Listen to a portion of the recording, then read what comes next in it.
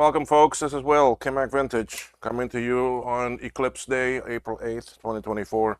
Although down here we're not going to see too much of it, but you know what? It's no big deal. I mean, eclipses happen all over the world, all different times of the year. Different.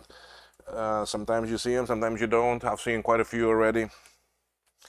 No, it's no big deal for me. So here we should get about a 40% blockage. So that's about it.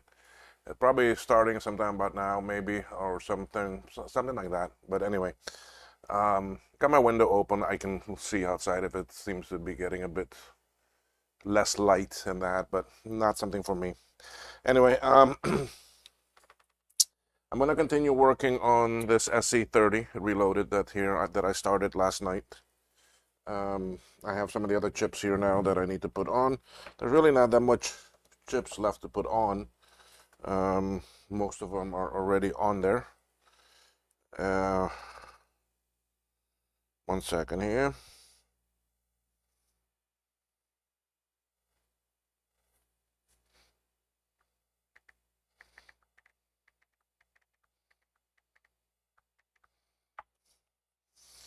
So, so let's get right to it. We're gonna go to scope view, and yeah, these are the chips that I don't know why they were in the SC30 bin. The main thing I want to do right away so that it doesn't get lost because it's small is this diode that has got to go right there. Let me get you focus there. So I should do it like this. I got a new tube of flux out, and of course I make a mess out of it already.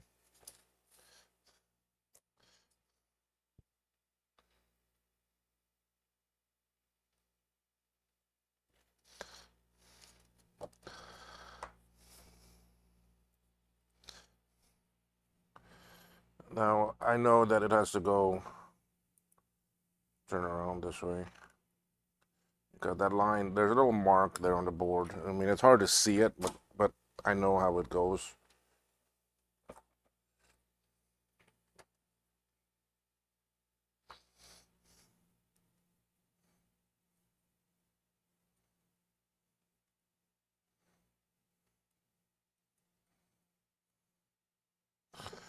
Oh my God, I thought I had enough solder.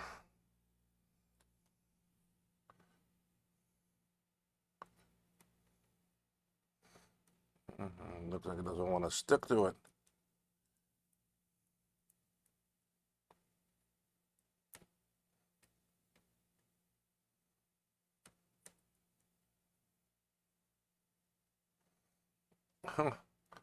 First time I've had that happen.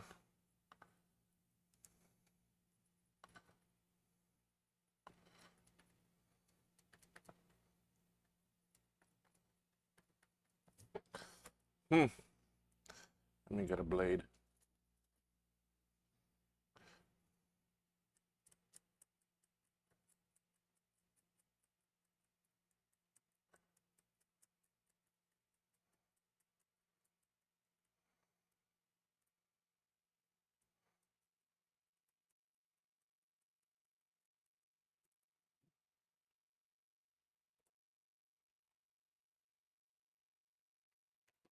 Okay, now where did you roll to? You see?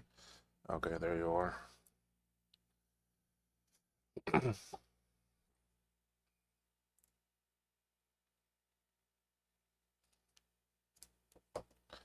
Get some flux back on the subject. Let's turn this around.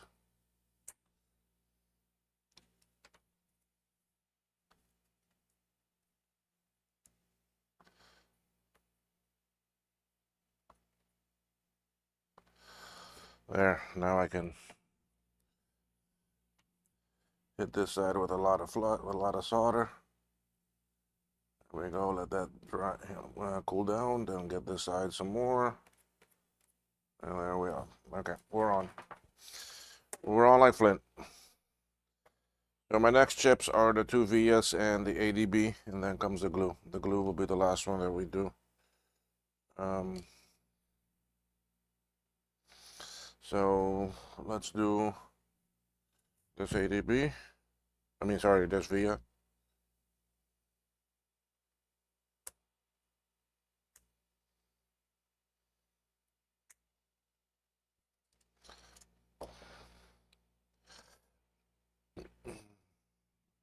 Both VIAs go on the same direction. I'll move the board in a minute so you can see better. There we go. Let's see. There. Okay.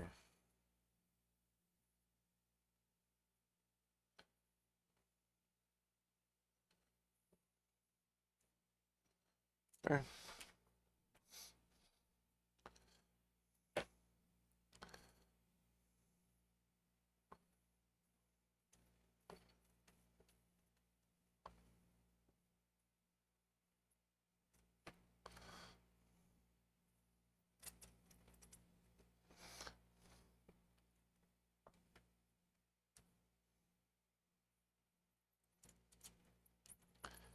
And I remember talking about eclipses. I mean, I remember being in middle school and riding my bike to school because we didn't live too far. This was in actually Clearwater, Florida, when I lived there. Um, Eclipse happened. Did they close down school? Hell no. Get your ass to school. I don't know why now people are so. Oh my God, it's an eclipse. We gotta close down school. We gotta give everyone day off from work. And you know what? This is another freaking day. Sorry if you don't agree with me, but I find it in some cases things have become way too woke, way too.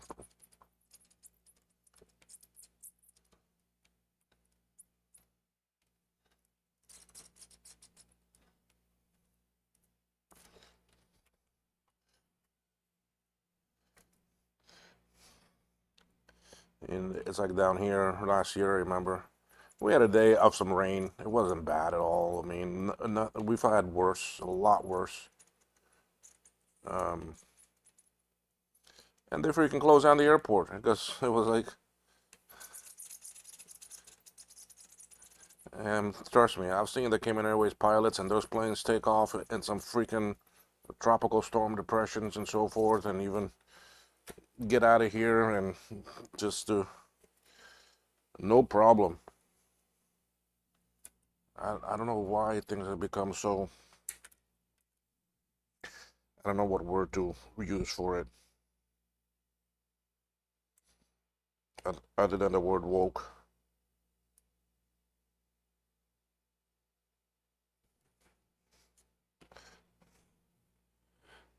Looking a little bit darker outside. Not too much. I mean, it's still bright and still strong.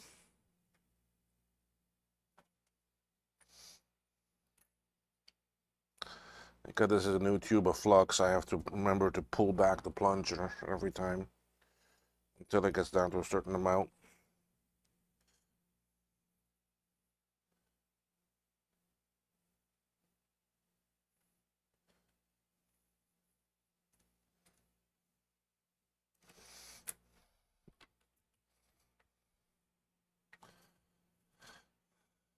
And last time there was a total eclipse that crossed the states. I mean, they happen all the time. There was one 7 years ago that crossed over South, actually Carolina, and it was a total. And they didn't close down schools. Why they gotta do that shit now?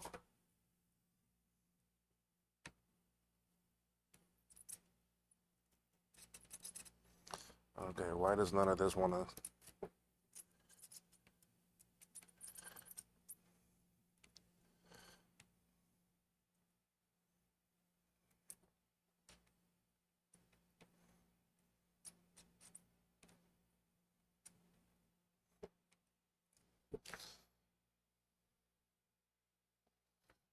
I'll come back to that side. None of it wants to stick. I don't know why.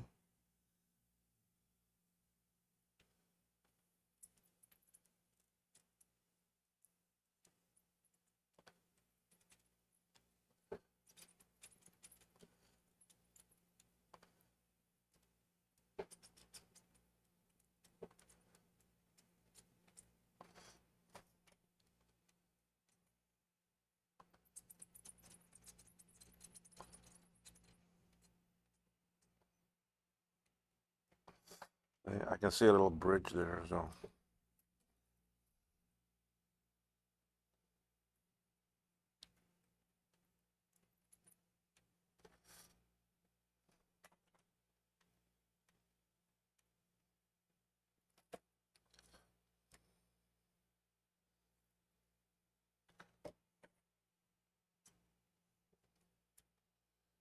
Still there.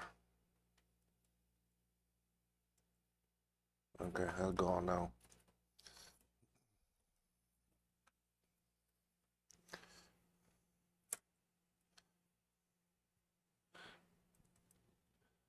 Yeah, now it's looking a little bit fainter.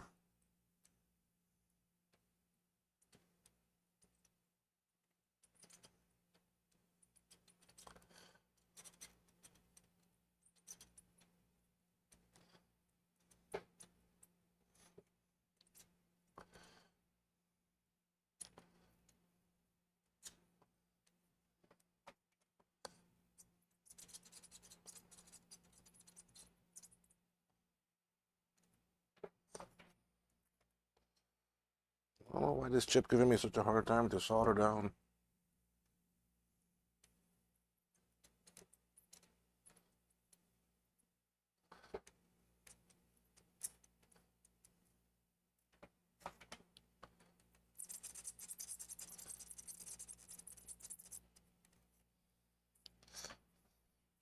Maybe it's the omen. It's trying to tell me I'm broken. Don't use me.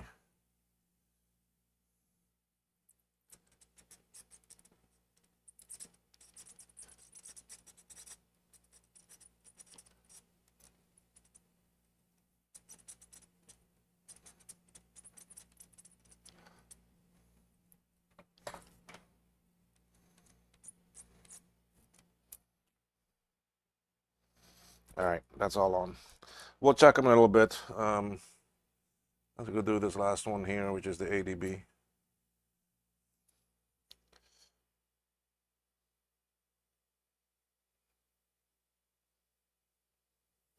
I might end up sending this board to the guy in Bulgaria.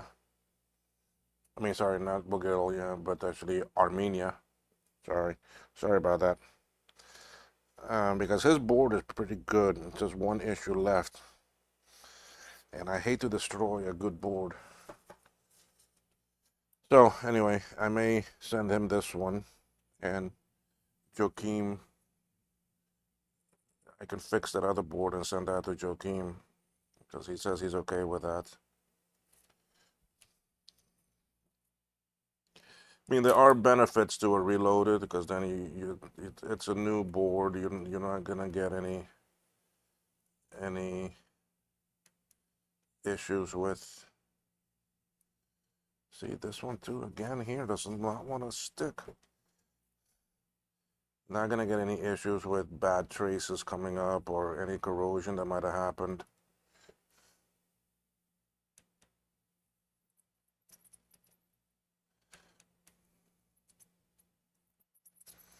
I mean, you have a board that's good for years. An original one that's been fixed, you never know when something may come up again, another trace. Because the acidic characteristics of the liquid in the capacitors, you can never really clean it completely. And if it's gone deep, it's going to continue to corrode. So a board that may be good today, 4 years from now, is not working.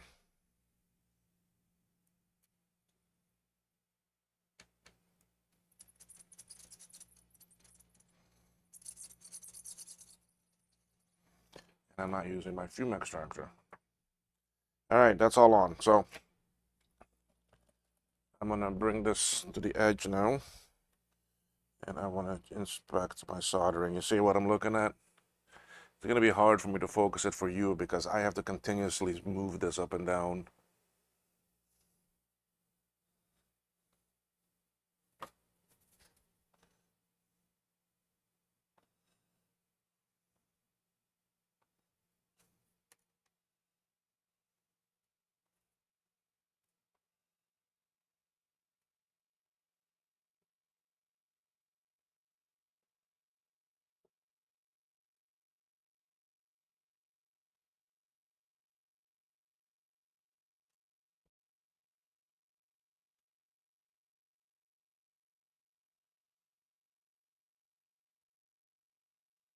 I'll just check the ones I did yesterday.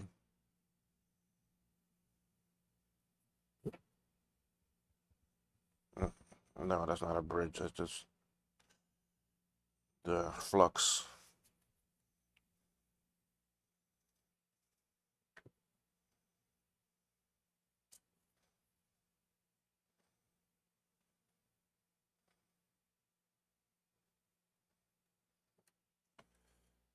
Maybe worried about some of these.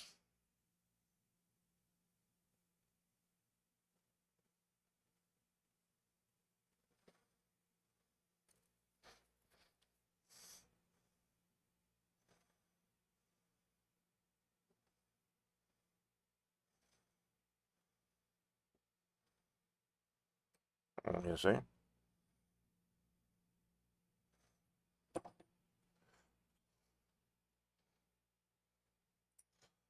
Since there's still some flux on the board.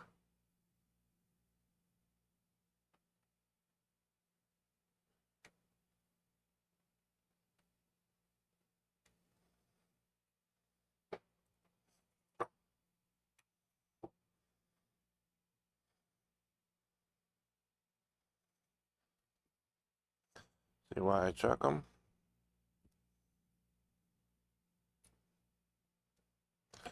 I don't like that big blob there.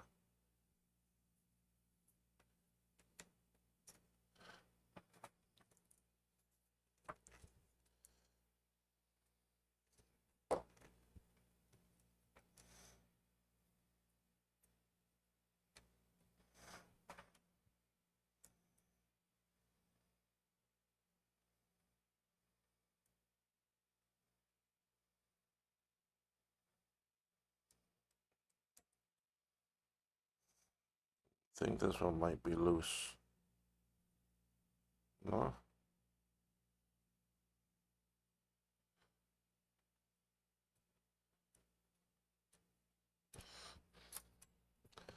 Hey, these chips the legs get so bad. Ain't that one loose?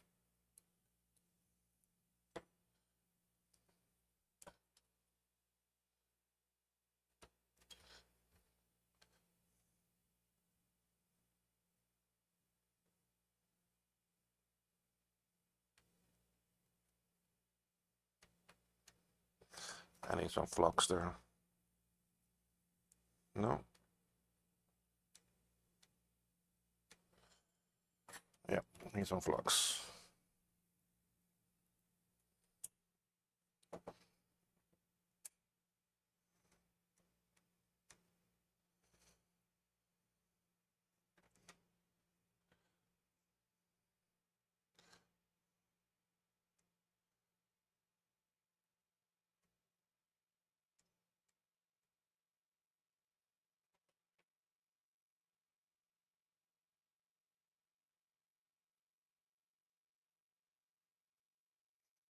Okay.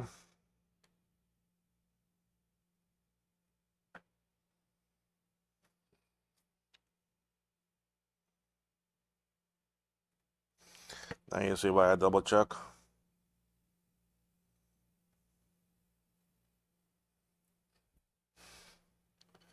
I hang the board off the edge of the table and I pull the microscope over the edge so I can see it this way. Alright, we did the FPU. The FPU should be good because that was a brand new chip. Perfectly clean.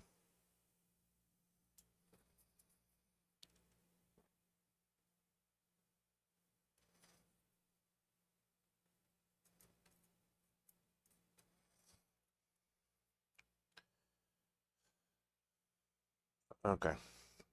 We'll put that board aside for a minute. Let's put the scope back. All right, I want to bring the the glue chip here. Because you see these?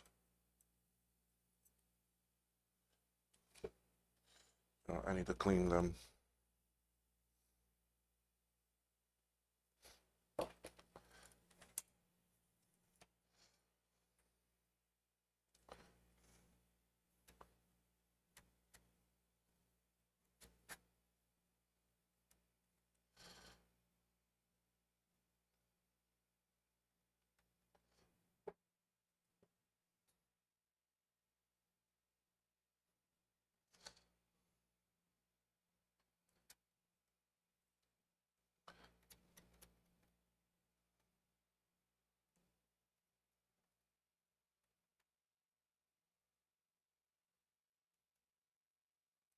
All right, I'm not getting much there. Let me see if I can.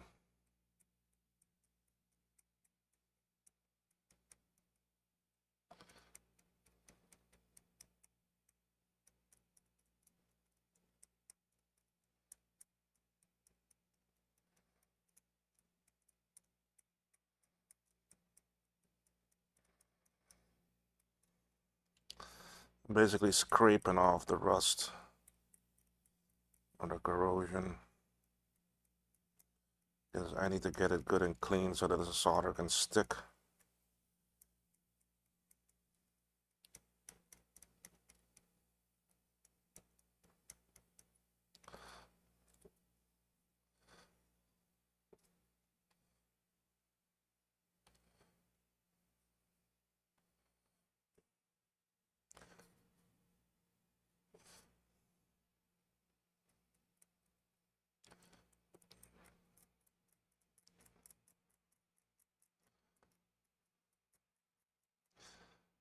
I'm not really worried about up here. It's more down here where the solders, where I have to solder.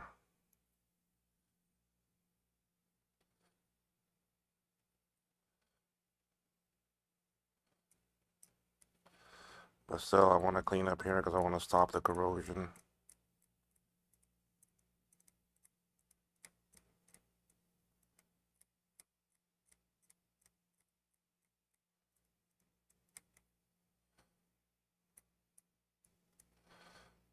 Aye.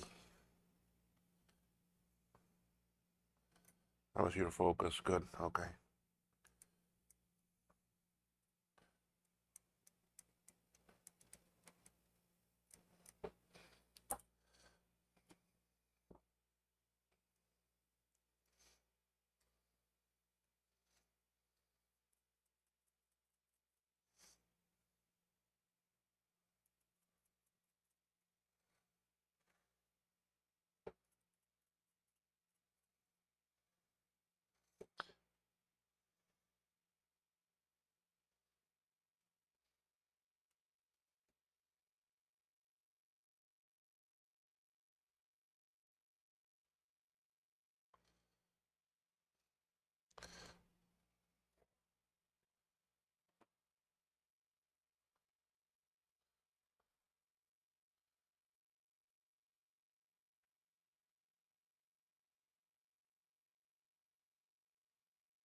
All the other ones have solder on them. They're okay. They're gonna stick.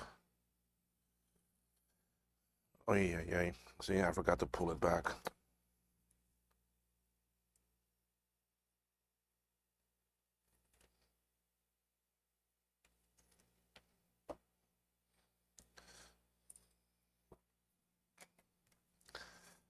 All right, let's see if we can tin these now with a little bit of solder. And that's what I need right there.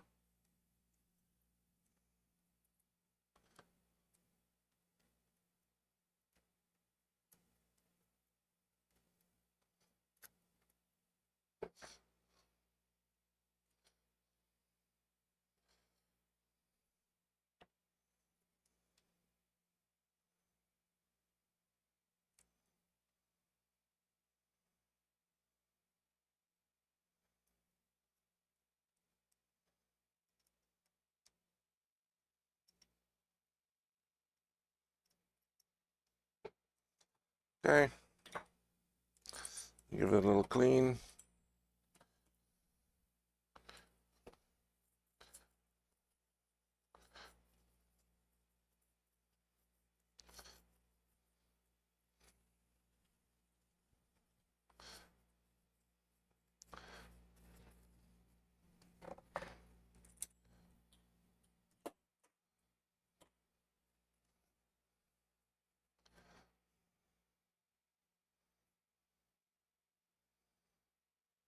That should stick. All right, let's put this on the board.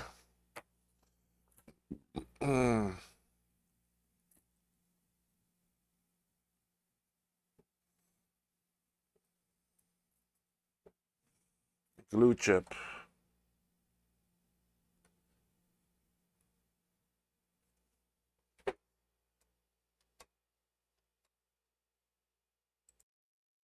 All right, I had to change the batteries in my microphone. Let's get this glue put down because this is the last of the big PLCs, PL double Cs, whatever you want to call it. PLCC chips. All right, cleaning up some flux from my bench.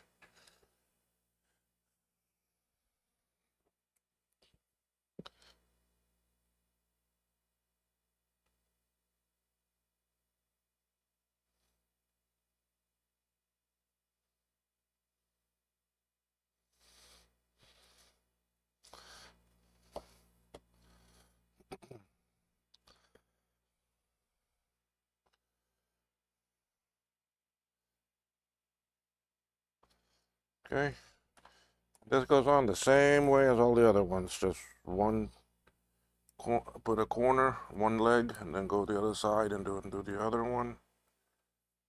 I'm just making sure I can see good and line it up so nice and straight.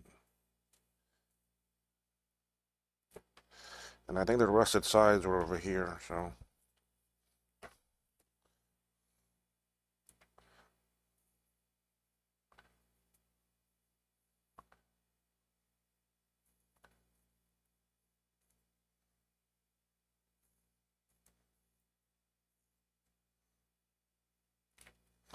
All right, now I'll go to over here.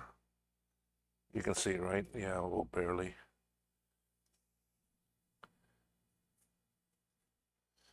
And here we go.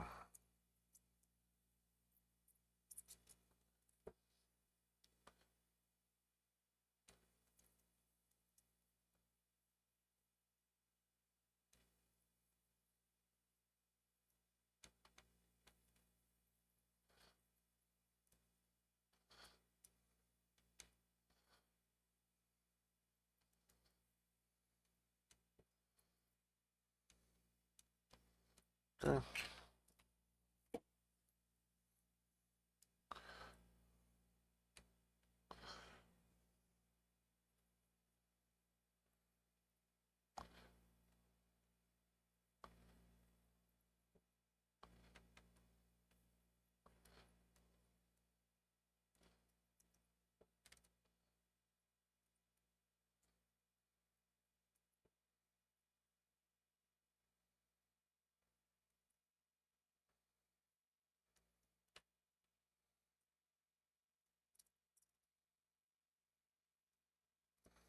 I'm getting to the ones that were the rusted ones. There they are right here.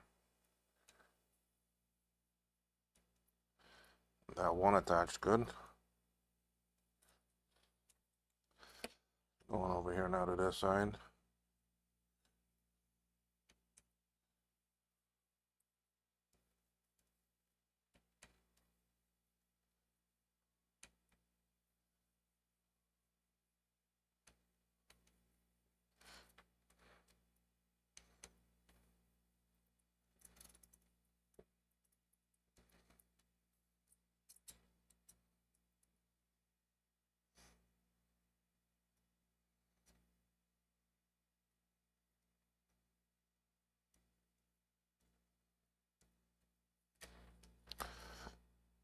Beautiful.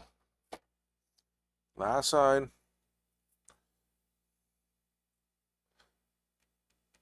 See how your view is? Good.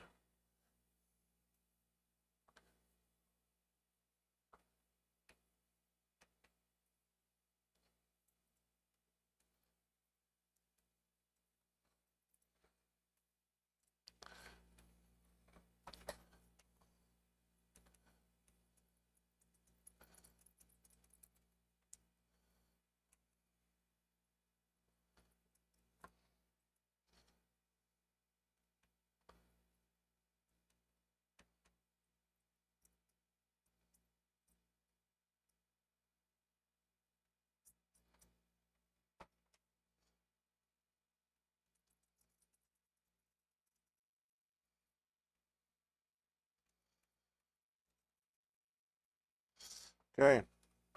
I do want to check these.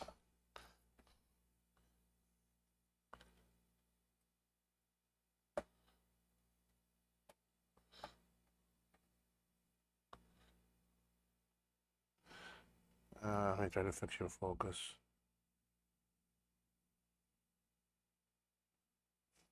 Gonna be a bit shiny, hard to see.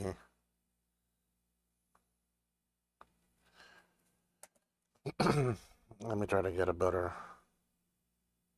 How are you there? There. Okay.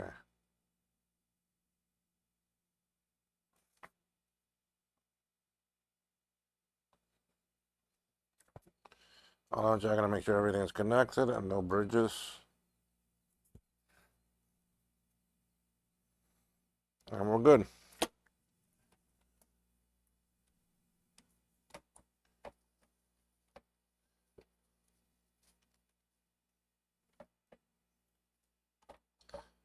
Okay. All right, so what's next now? I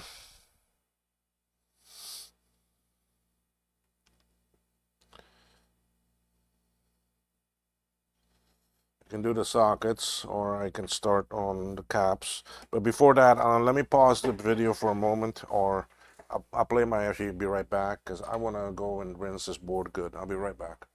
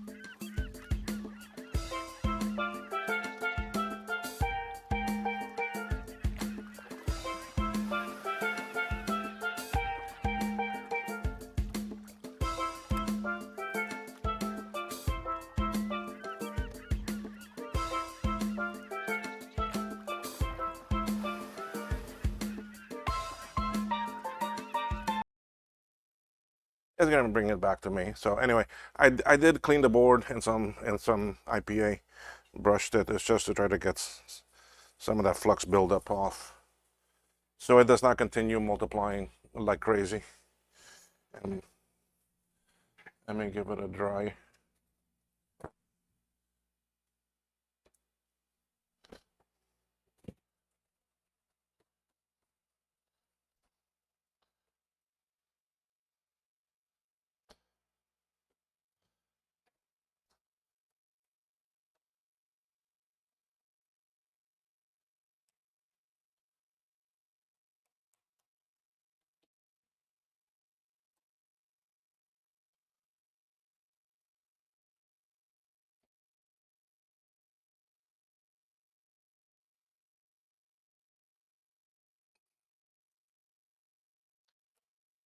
Well, I think I'm gonna put on some of these capacitors.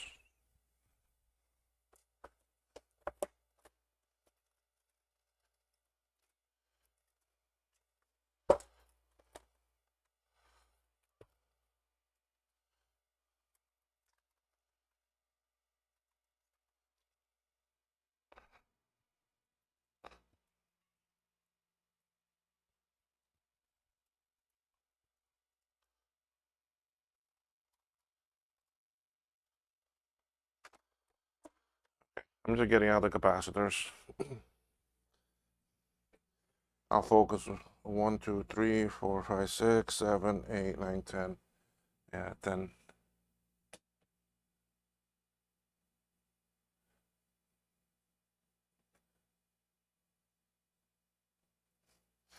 So 1, 2, 3, 4, 5, 6, 7, 8, 9, 10.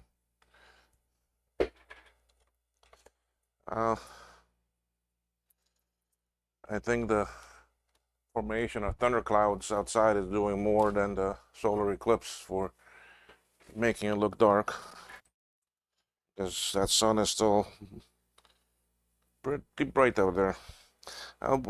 Here we're too far away. I don't think we're gonna have too much of an impact. I mean, 1, 2, 3, 4, 5, 6, 7, 8. I can do those 8 now. Alright, where the caps are that I'm gonna do, we can do these 3 right here. Your focus good? Yes, your focus beautiful. And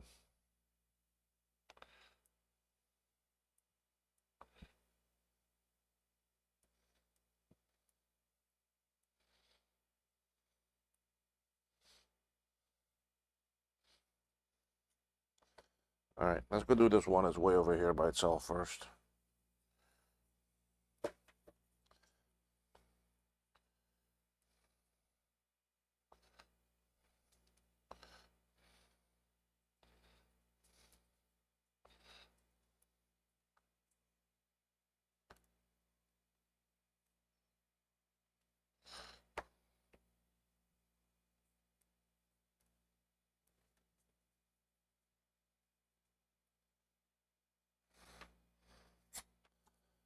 This is why I don't like doing them like this.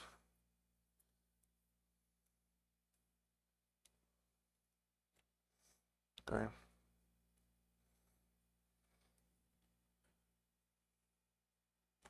All 3 are in your view. These 3 I'm going to do different.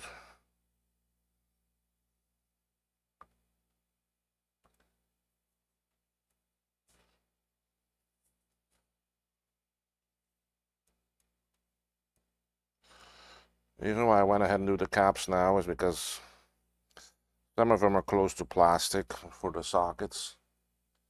So I'd rather get them in now and not melt the socket. These are 47/16s. One of the most common capacitor sizes used by Apple.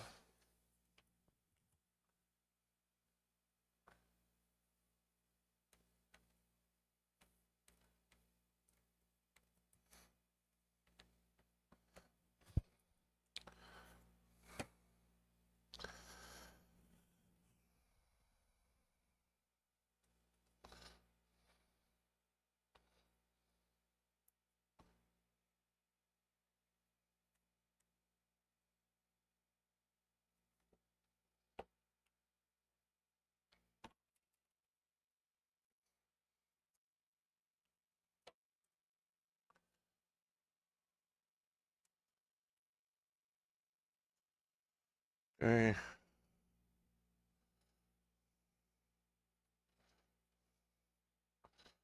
These are the last 4 going over here. But not all 4 of these are going to be 47s. I have one that's 10/50.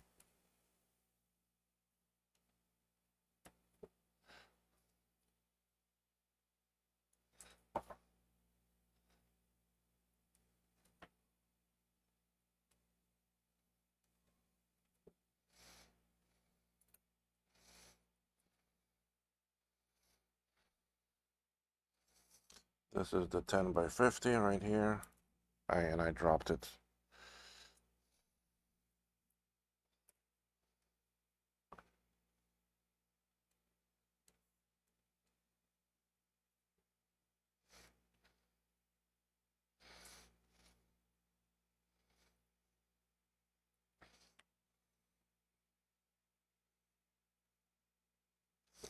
Okay, now I'll turn the board and get the other sides.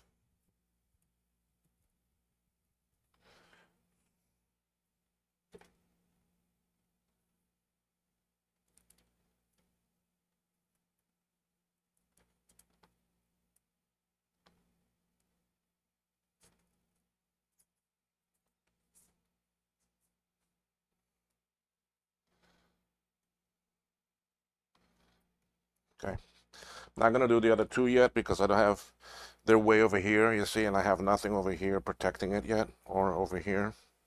So I'm gonna let those two wait. My next thing is all the sockets that I need. I don't need these tweezers.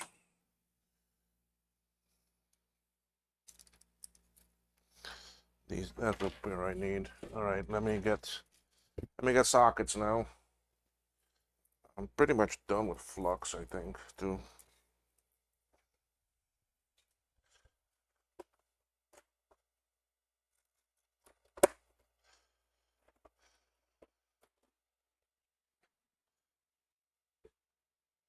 All right, I'm gonna switch cameras here. Oh, it's not gonna come up because it's the wrong one. Here, this one. Okay. Um, Sorry, I don't have much of a zoom on this one. There's a different camera right now. My other camera is coming in. Let me see if I can zoom this.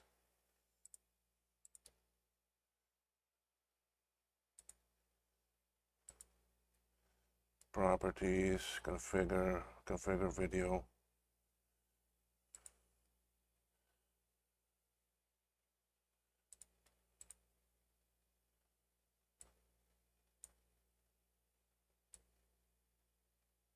No, I don't have a zoom capability with this one. Or did it zoom in? Anyway, what I'm going to do is that I need two 8-pin sockets.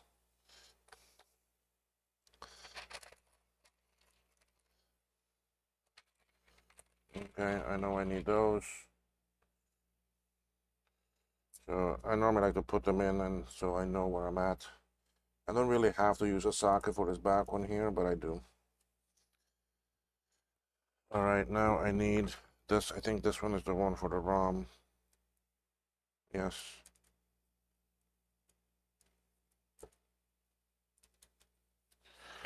Okay.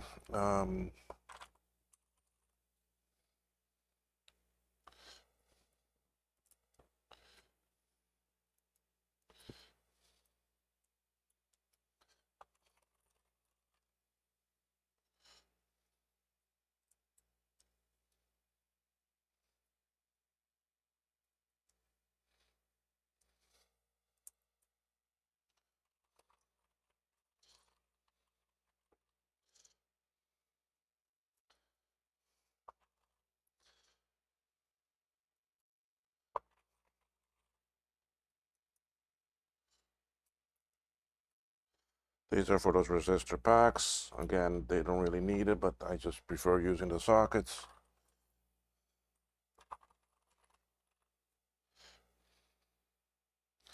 This is for the Sony sound chips. Okay, and then the last one I need are the ones for the memory, but they're not in this. They're not in this one.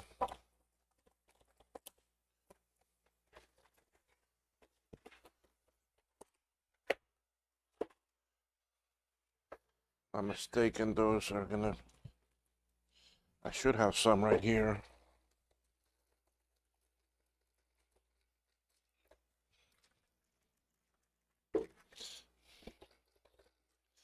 No, I don't.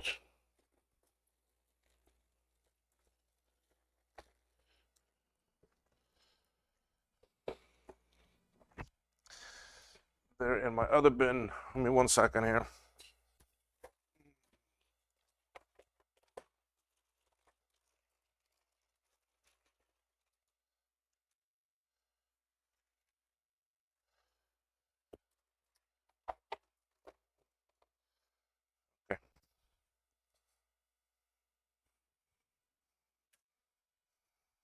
I have a big tub full of parts that I buy in bulk, sockets and so forth. These are hard to find.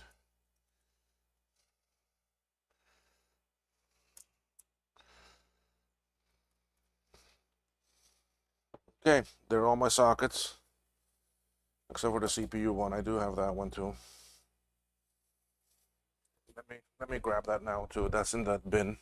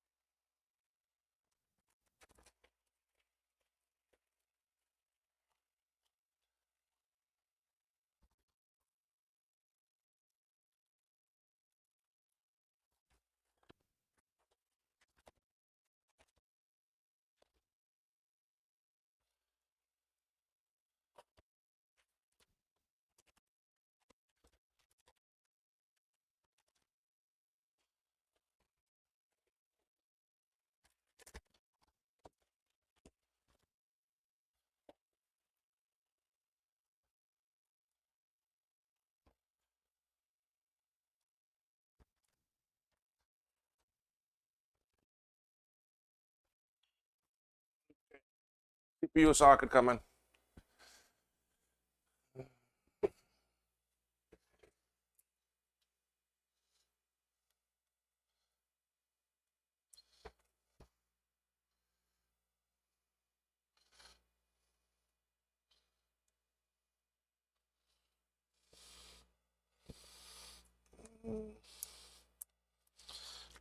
Looks like some solder got in one pinhole there. Yep, let me take that out. Oh shoot.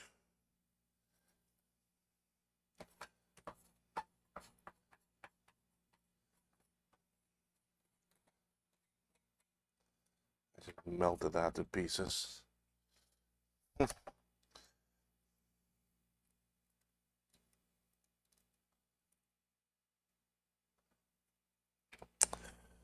Of course this is gonna give me.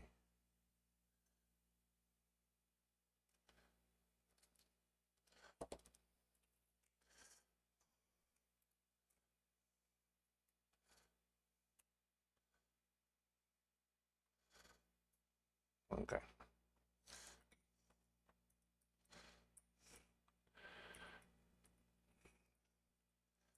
Oh, so much for an eclipse over here, because I'm not really seeing much at all outside. It's looking darker from the rain clouds than it is the.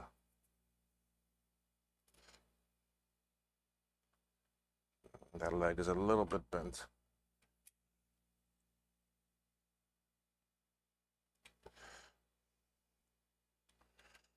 Okay. So for you to see, there it is. That's it with all the PLCC sockets in the CPU. Now to start soldering them. So, uh,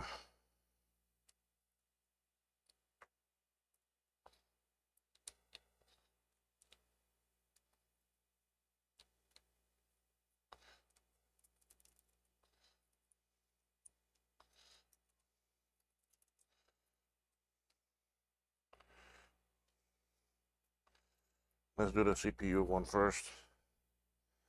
Because of the height, okay, that's what I'm checking to see when it sits, how it's gonna sit on the board. So let's go back to the scope.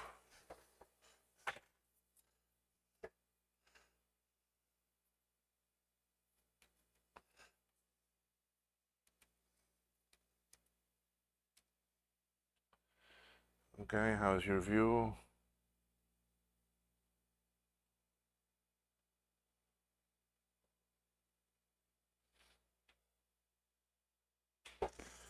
All right, so I'm gonna solder just a couple pins just to hold it.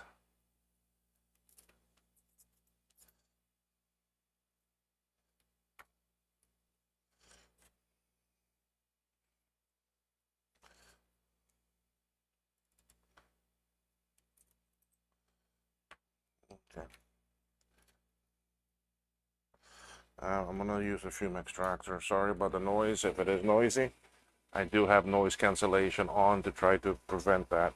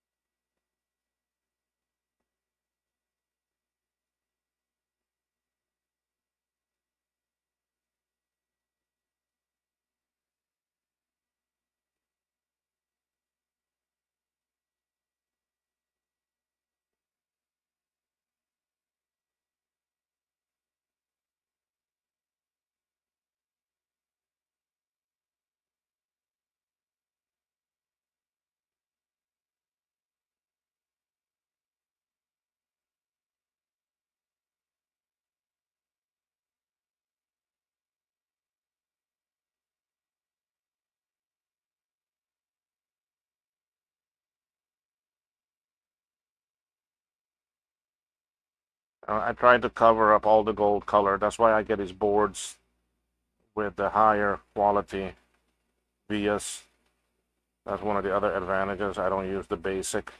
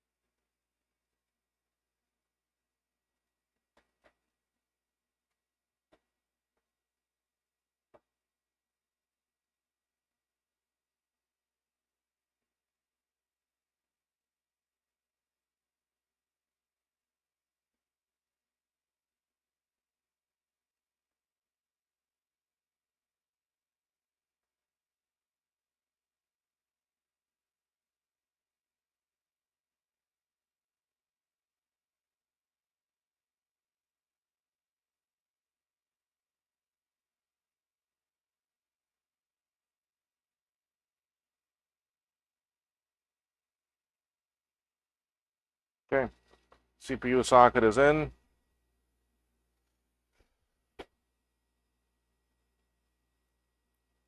Now what I do is I'll turn it over and I'll bend the four corners. But then when I go to solder it, you'll see what I'm going to do here in a second. Okay, so I go ahead and put that there. I'm going to solder, not the bent one, but the next one to it. Okay, then I'm going to lift it up a little bit. I'm going to reheat it and push up on it and hold it till the solder cools down and hardens. Now I can bend that pin back. Okay.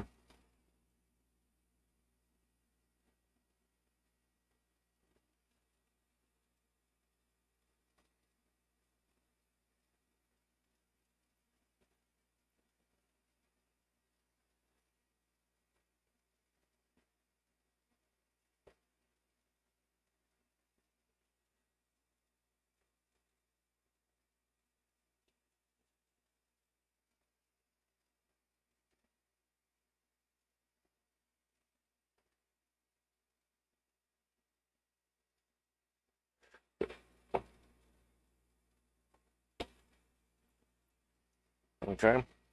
So now they're all, it's well secured. Now I can hit all the pins.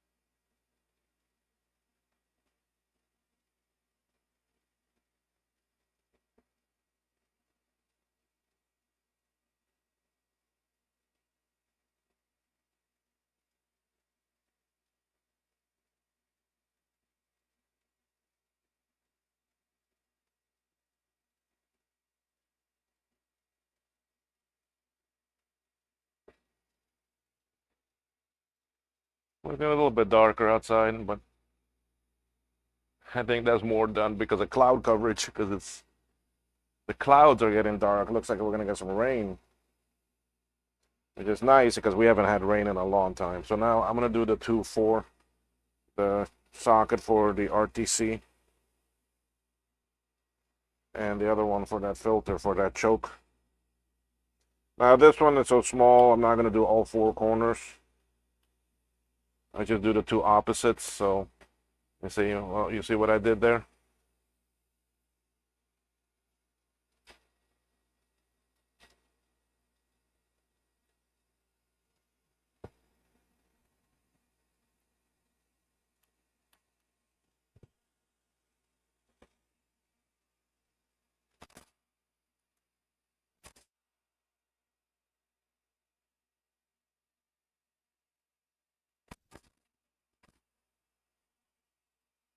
But I will still do.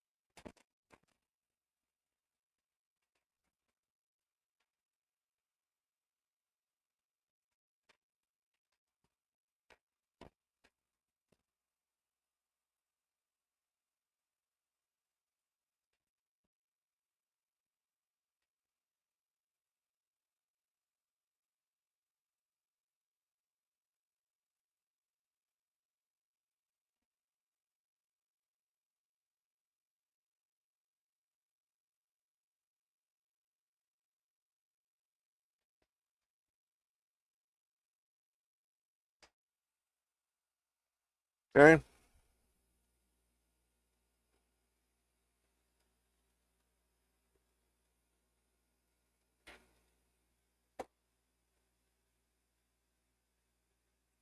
All right, I just took a look outside. Too much cloud cover, can't even see the sun. It's the cloud cover, it's blocking it. Be nice if we get some rain. We haven't had rain in a while. It'd be nice for the yard. Okay, I'm gonna be putting in some chips. Let's do this. Let me come to this camera because I'm gonna put in a bunch right now and just bend them.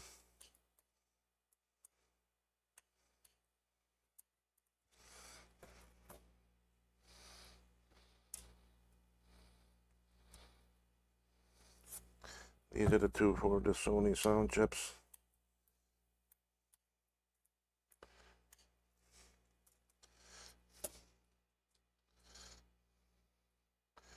The 3 for the resistor packs. Really, the direction is a matter because the resistor packs are actually reversible. Pin 1, 10, 11, and 20 are all ground anyway. So you can really put in those resistor packs either way. It doesn't matter.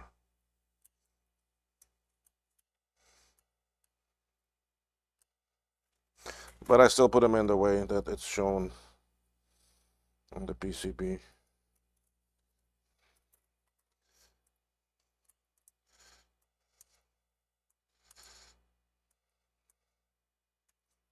Okay. Those are in.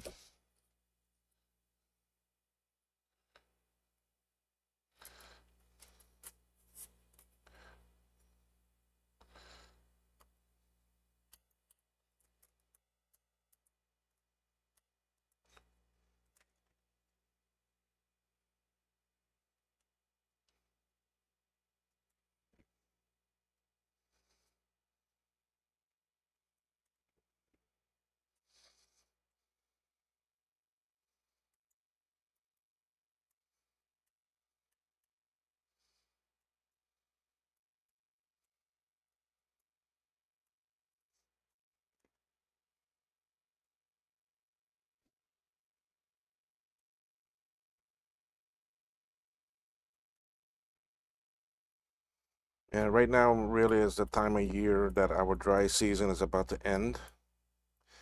Normally in April we normally start getting some rain. But May, June, July is lots of rain and potential of actually hurricane. So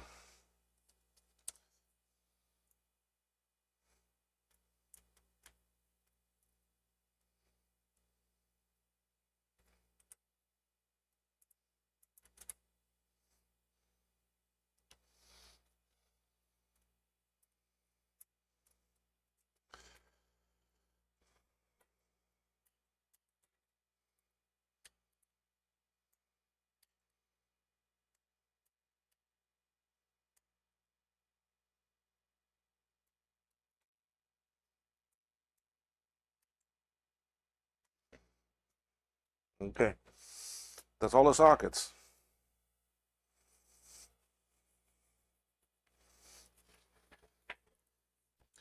So now let's see how we're gonna solder these on.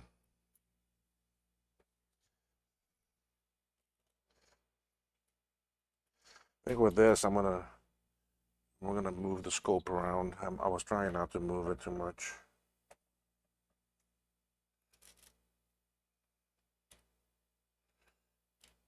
Let's see, can you get, oh, hand, no, scope view. All right, I'm trying to get all of those in view for you.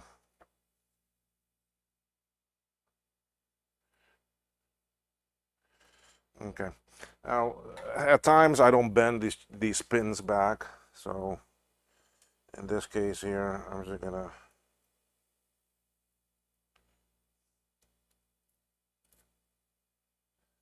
leave them.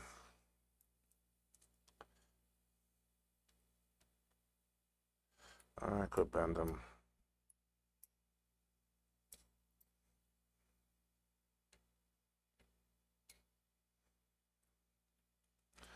Because there's so many now to solder.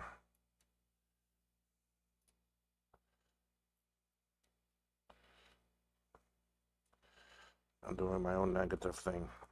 I normally don't like to solder where from left to right or bottom up because of this, the place that I put the.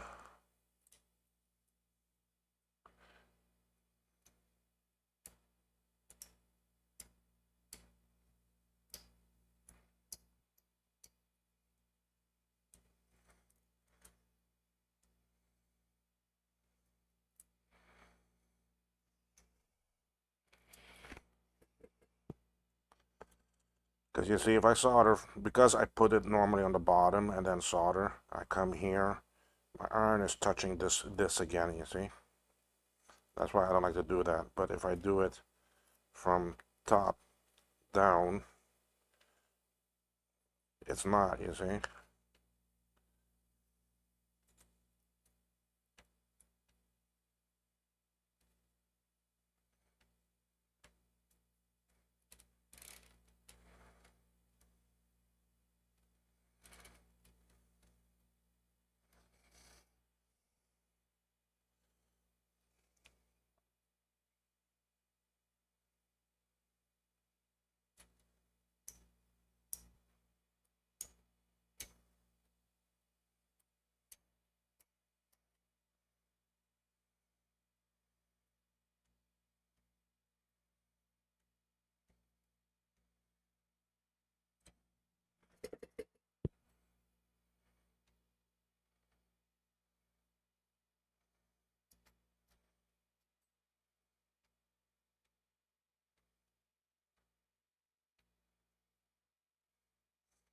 These are the resistor pack chips and sockets. I'll come this side now. These are the two for the video RAM.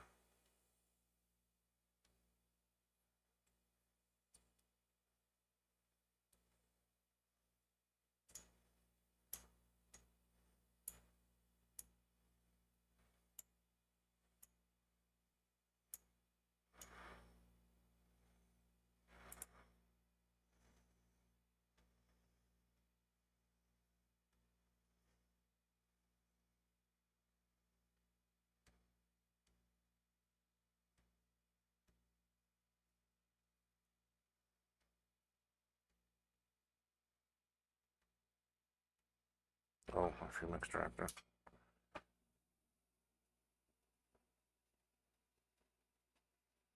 I can see when the fumes are flowing into my face.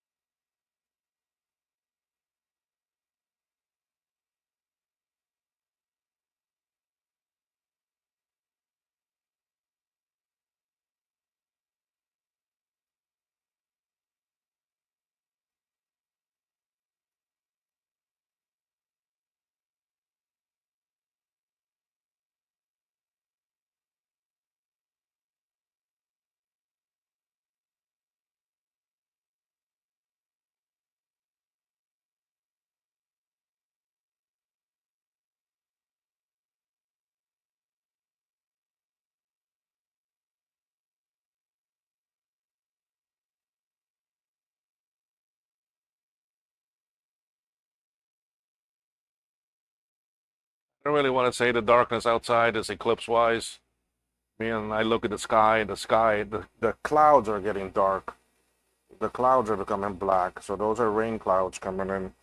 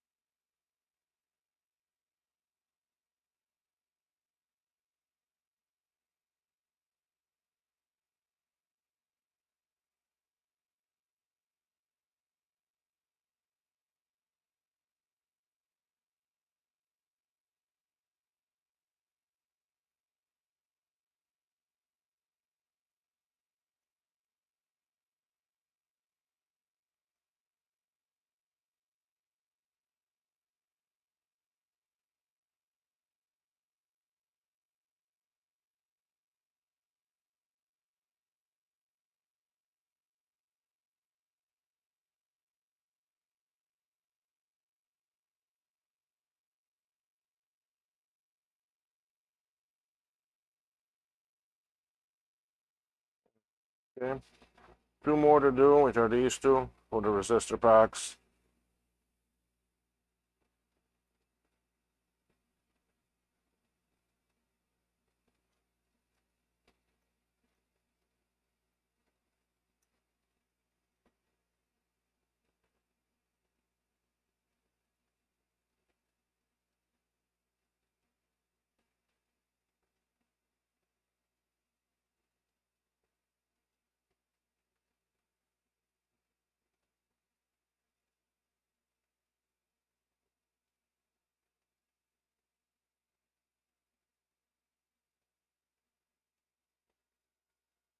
All right, I got one more over here. I'll turn the board.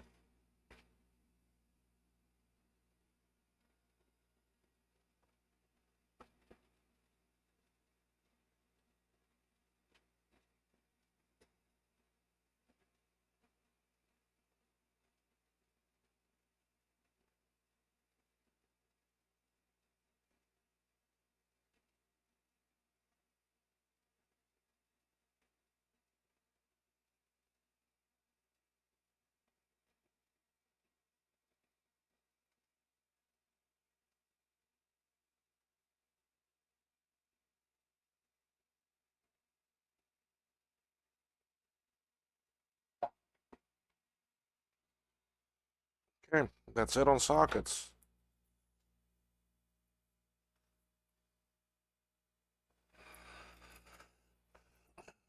All sockets are in, except for the ROM and the RAM, but all right, let's see what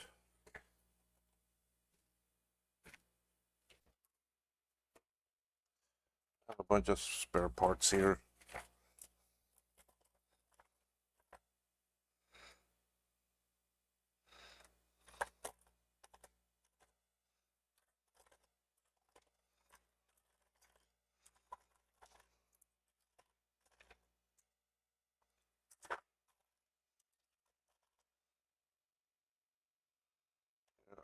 This one.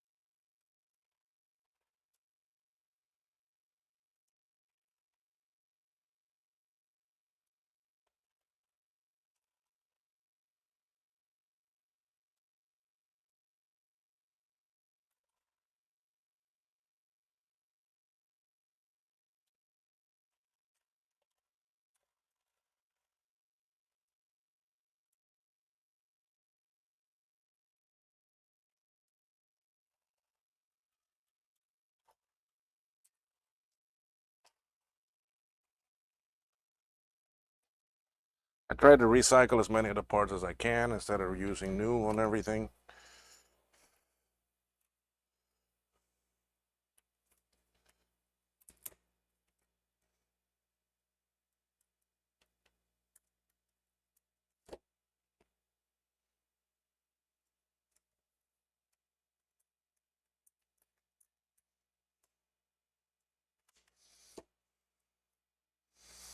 That's the floppy and SCSI ports.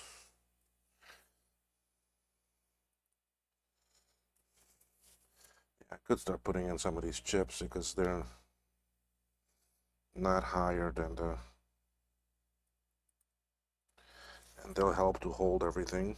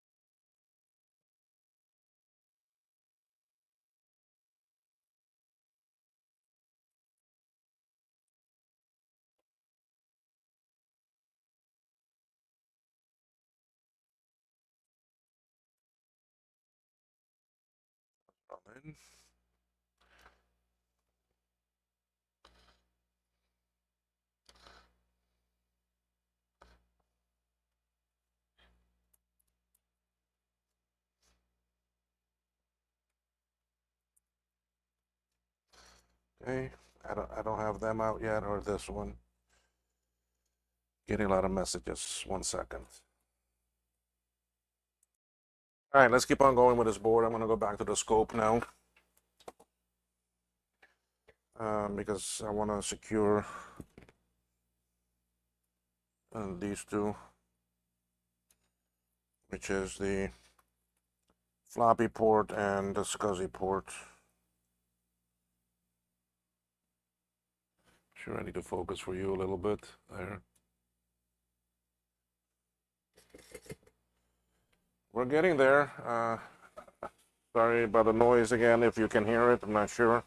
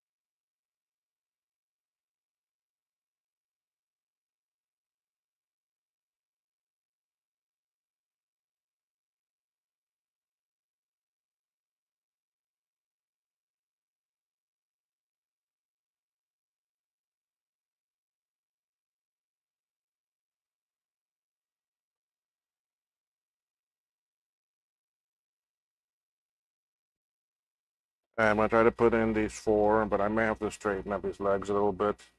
Yeah.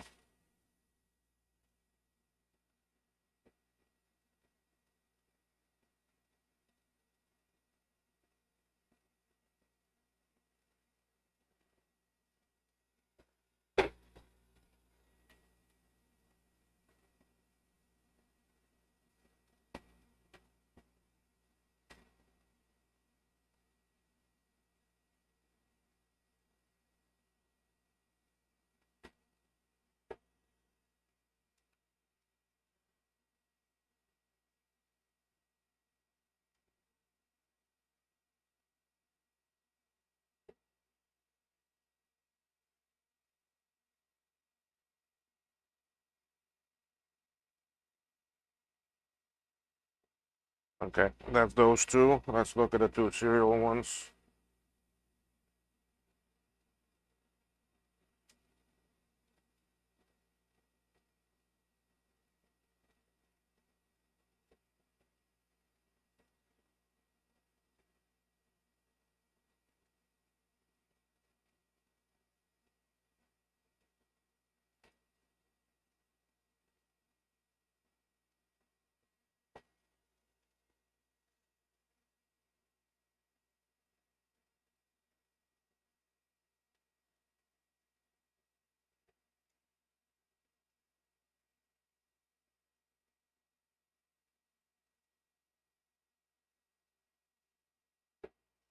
Okay.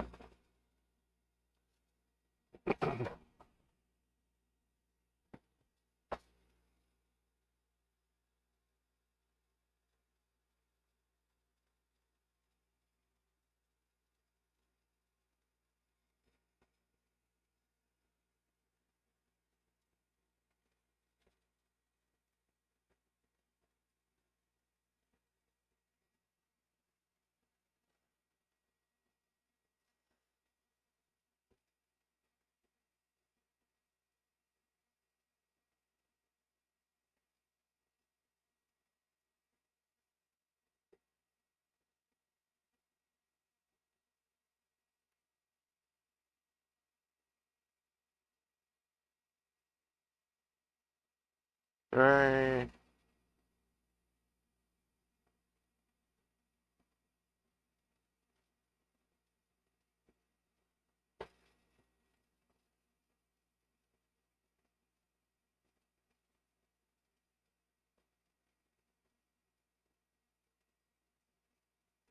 Even though the clip is a little bit broken, it's okay.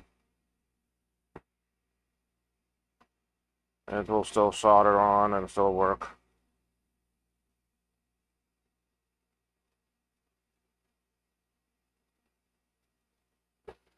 Okay, there we are with the ADBs. Now come the two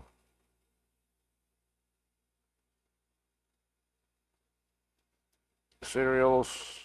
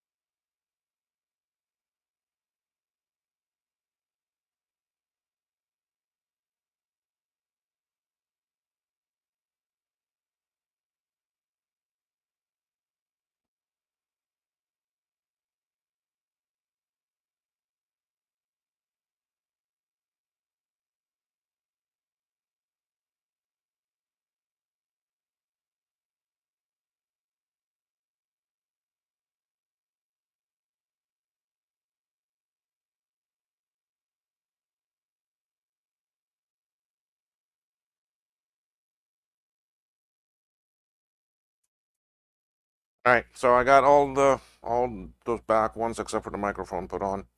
I need to remove some things off of the old board that I need now. Um, okay, so I need to take some things off of this old board. What I need to take off is crystal here. I need these two, the two switches. RTC chip is way too gone. The ROM I need to pop out.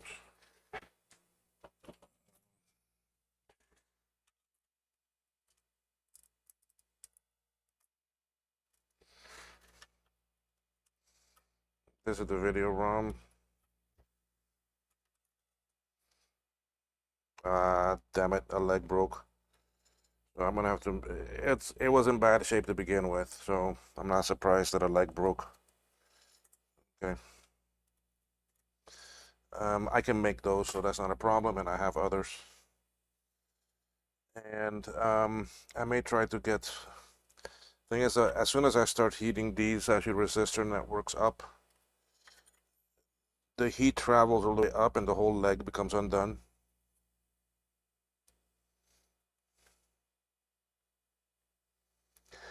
So I'm not sure what I'm gonna do with that one yet. So right now, the main things I know, and I need this guy here. So 1, 2, 3, 4. So let's get those 4 things taken off of this board. Um, some of these I can do with hot air, so I'm gonna do it that way.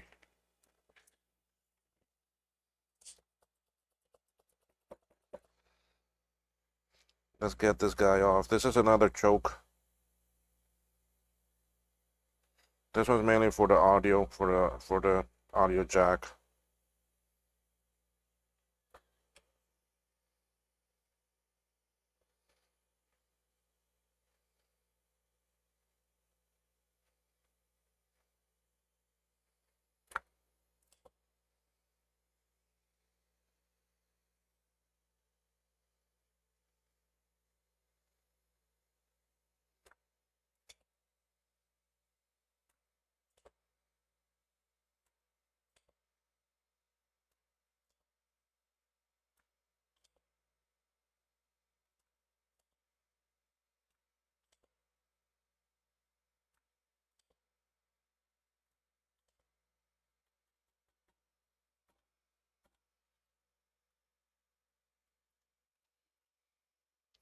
Okay, that sucker's loose. It's hot.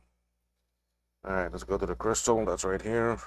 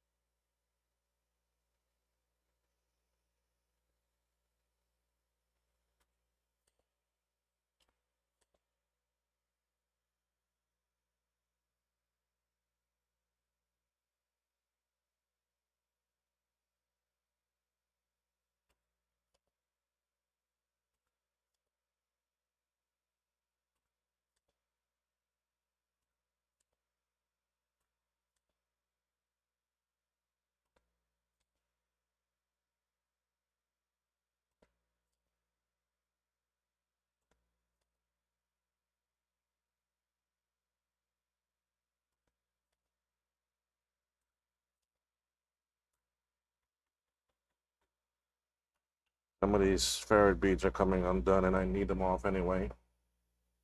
So let me get these off that are in the way.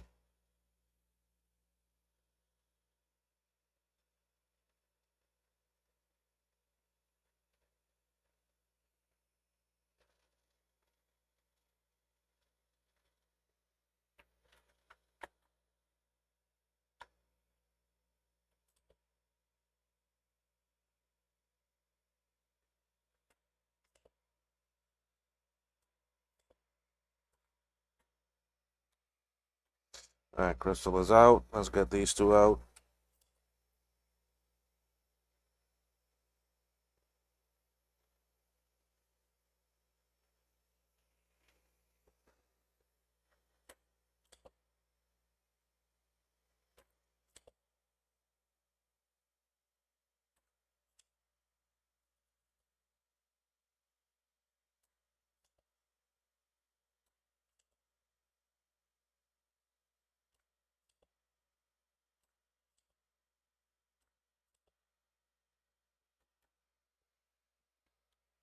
It's already dropped.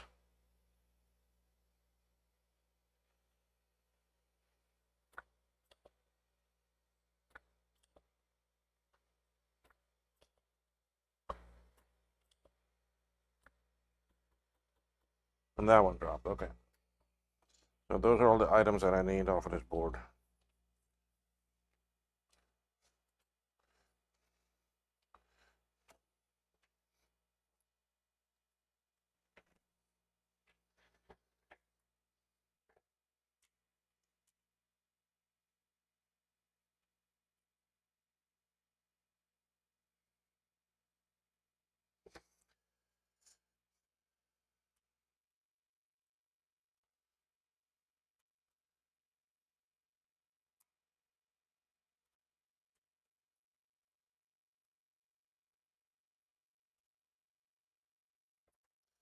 I,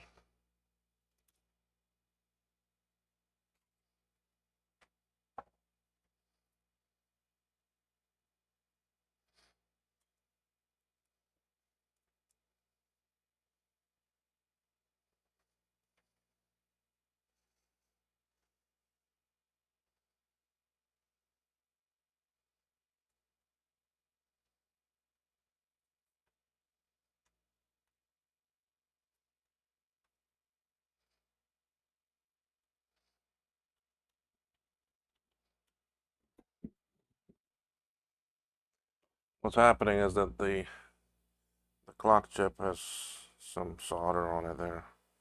Well, not the clock chip, but the crystal.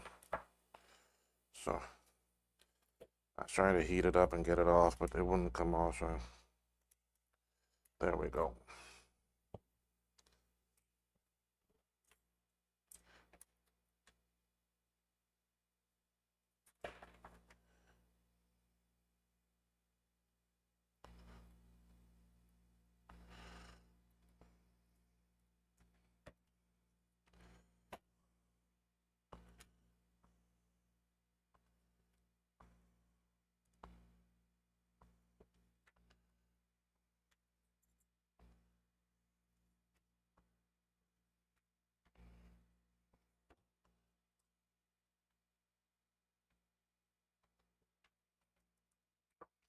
Okay, that's on. Let's get this guy. It's not plastic melting. Yeah, not much of any clips here. Just like any normal freaking hot sunny day. Okay, let's put this in.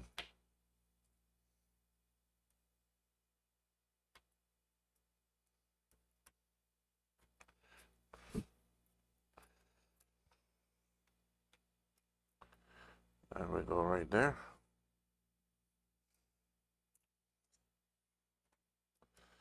Again, I'll solder one. And I'll go push it in.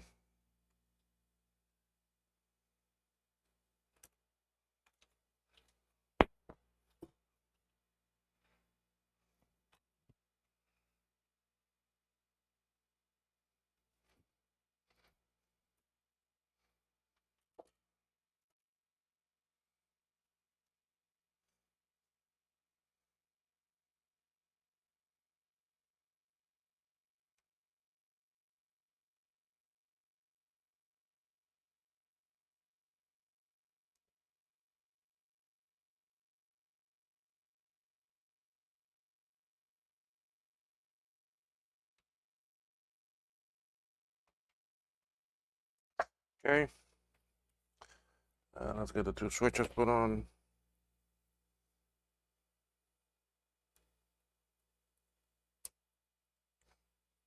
They melt a little bit, the stand, but it's okay. I mean, very rare, very little melting. I mean,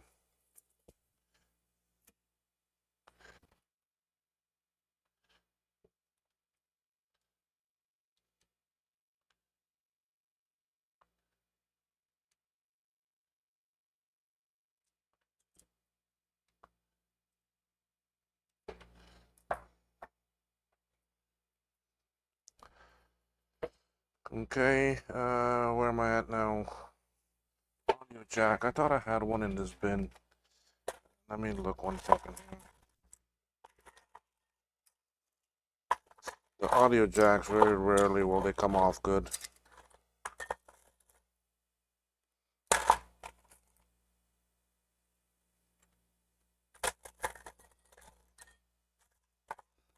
No, I don't have one in here. Do have a resistor network, but I don't know if it's good.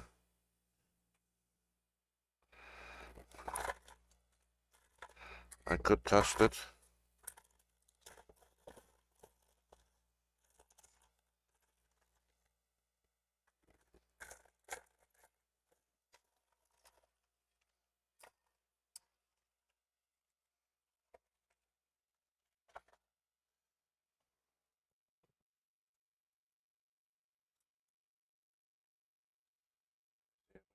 The resistor networks here. Here's another one.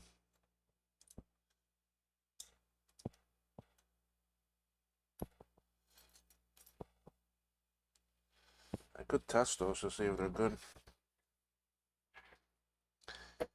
Let me go borrow some things from another SE30 board I have here.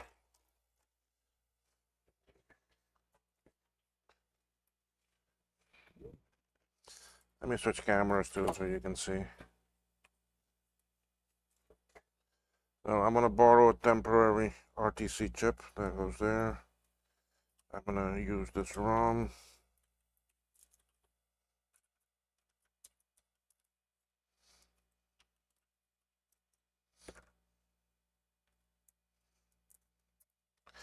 I use this CPU. I think that other one's gonna be damaged because of that rust on those 4 legs. Okay. And what I want to do is I want to put. I think this resistor pack was bad. That's why I had it sitting.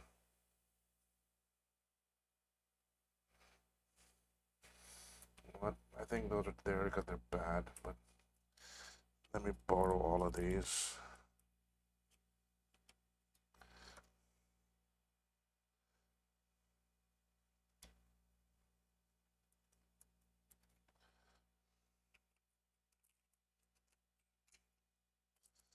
So one of my boards that I PLCC'd everything and mistake. It's one of my own boards, so it's okay. Okay.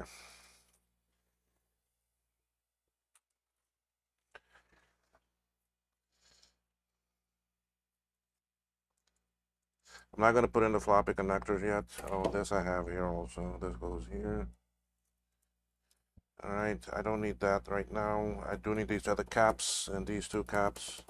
The power connector, the audio connector. But I'll be right back. All right, folks, I came back. I took a little break. Um, Now what I want to do is I got all these ferrite beads I need to put on, but I like to do that with solder paste. So what we're gonna do is we're gonna put on a little bit of paste for each one of these that need it.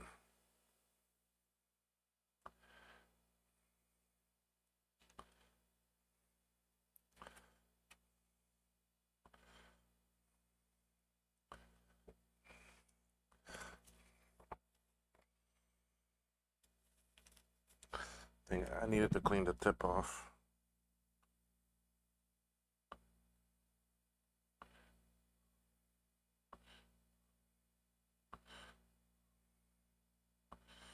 And I like using the solder paste. It's kind of nice.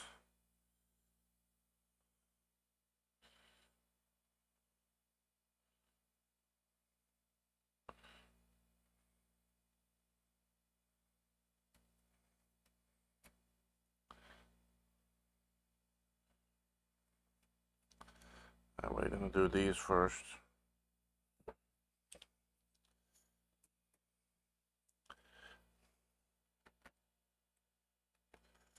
And now all I want to do is just place them on here. Oh, I need to clean this.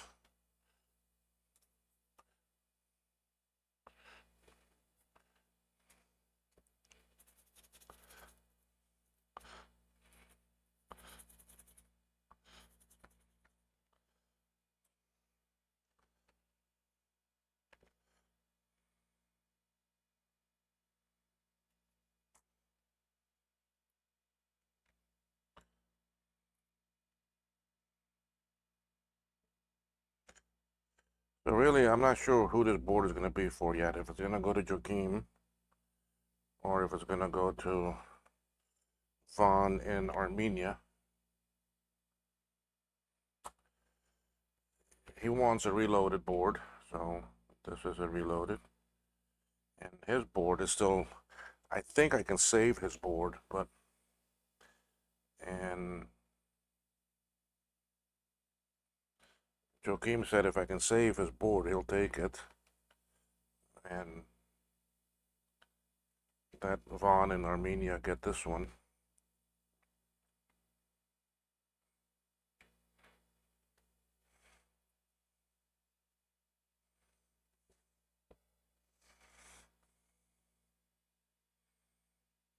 Okay, so now what I'll do is I put my hot air down to 1 on the speed, on the flow, and it's still at 500 degrees. And now I'll just come and apply some hot air to this, and you'll see that solder just boom. Okay, that's in place.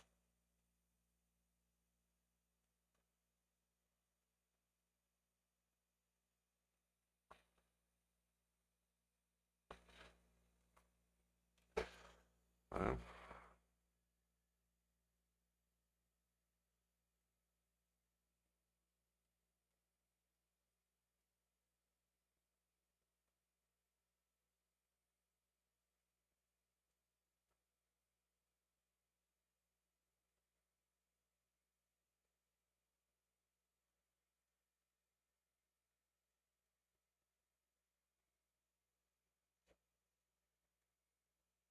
See how easy that is with the paste?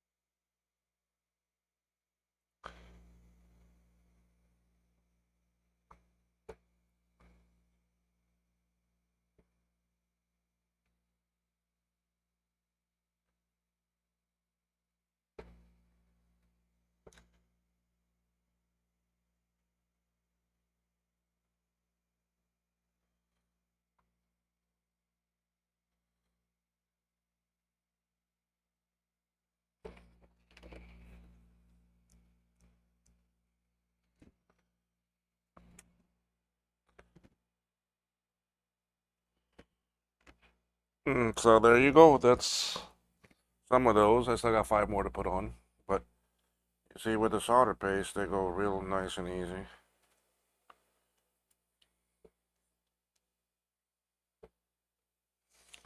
I got 5 more to put on.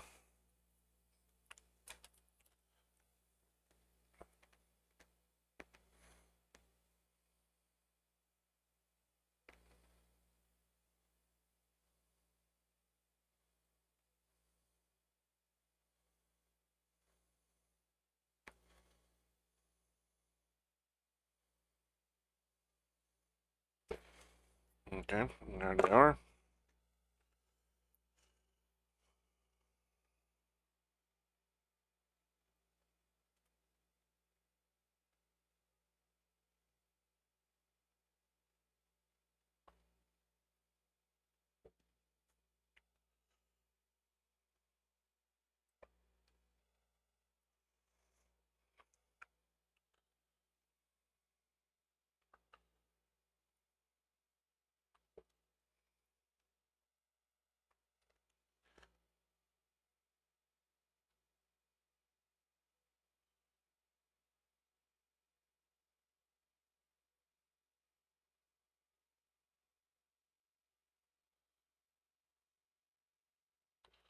Got something in my right eye is making it burn and water. I may have to go wash it out.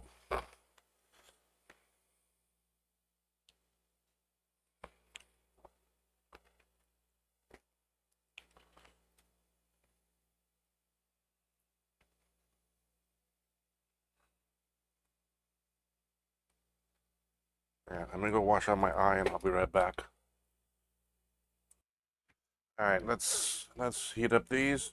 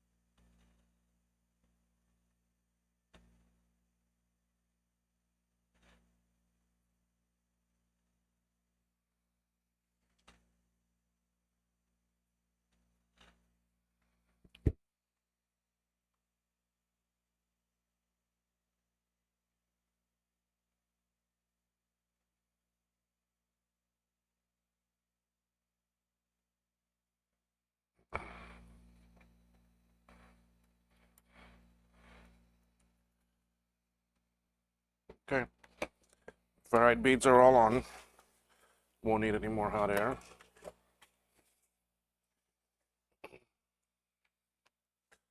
All I have left now before I can test this is the SIM sockets. So here is the ROM one. So I'm gonna slot that in. We're gonna flip over the board and we will solder that on. Right.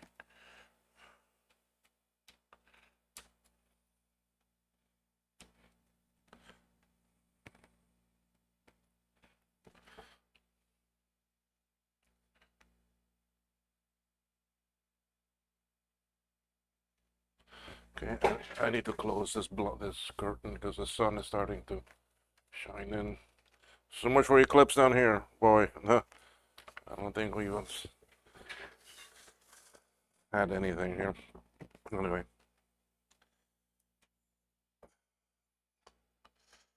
big woke thing. Anyway, okay, so let's secure a couple spots.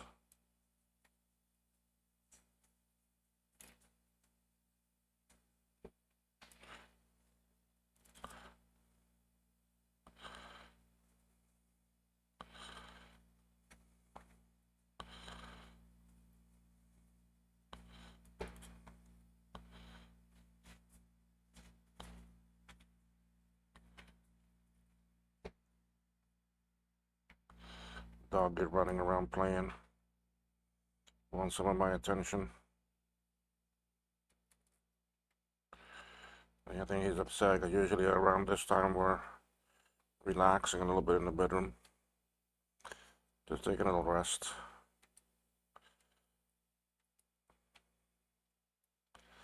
That afternoon sleep, the sleep syndrome that hits you, especially after lunch.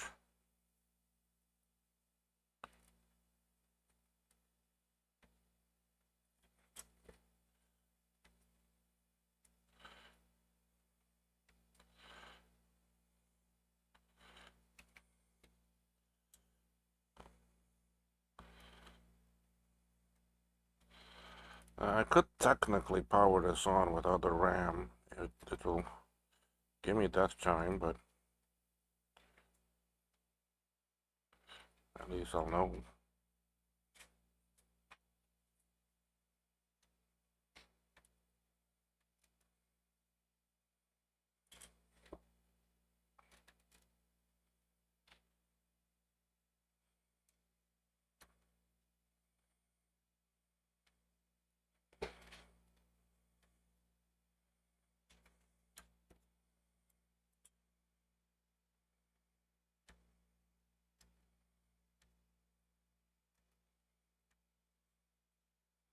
Mm, okay, RAM socket is in.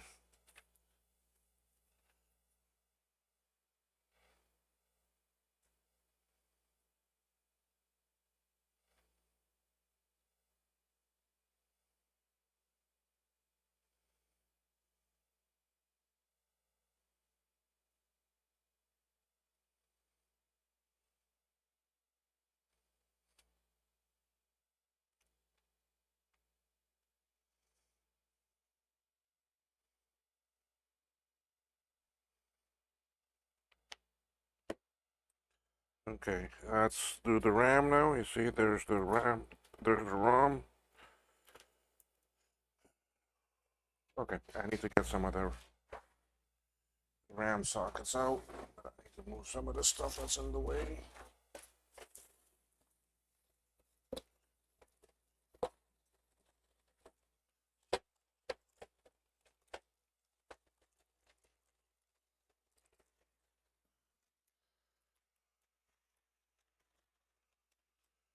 Two, three, four, six,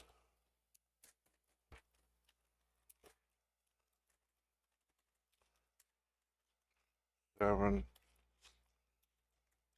8.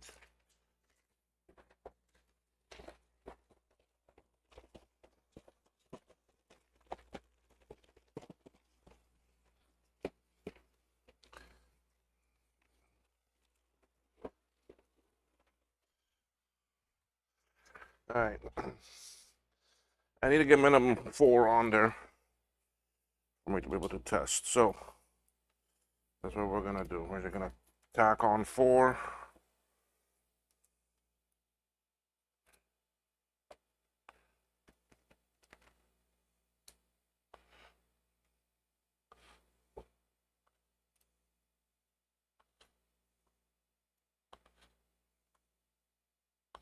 Sorry, it was a little bit out of view.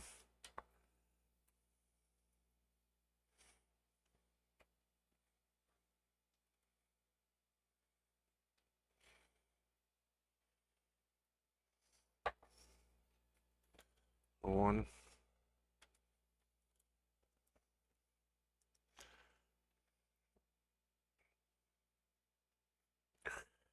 Ow, that hurt, that hurt, that hurt, that hurt.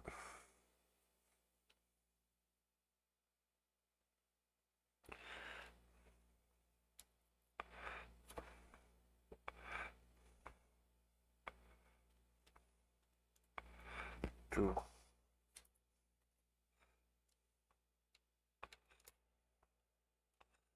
See if I can do 2 at one time.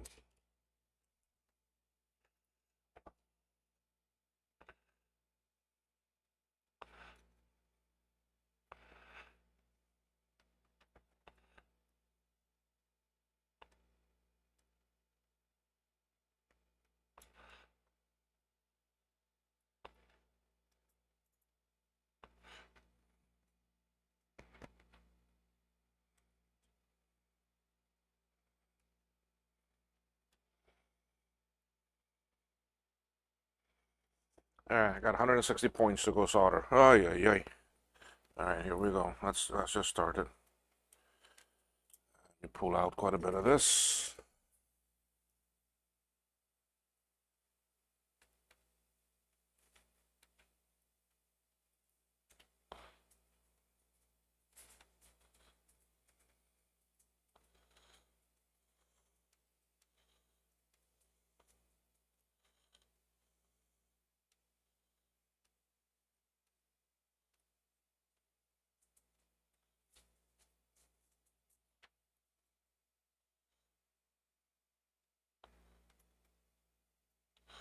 Boom extractor.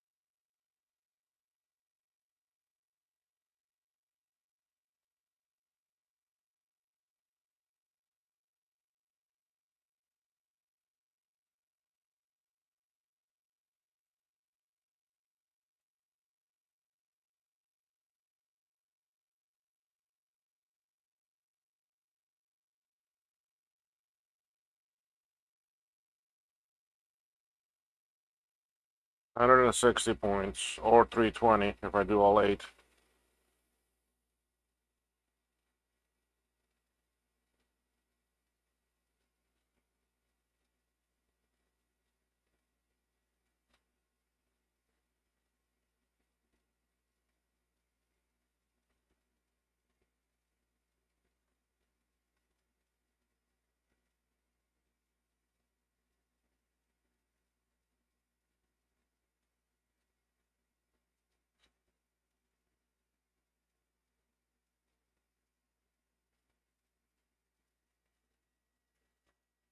Okay, those sockets are in. One last thing I do before we can test is put in the power connector.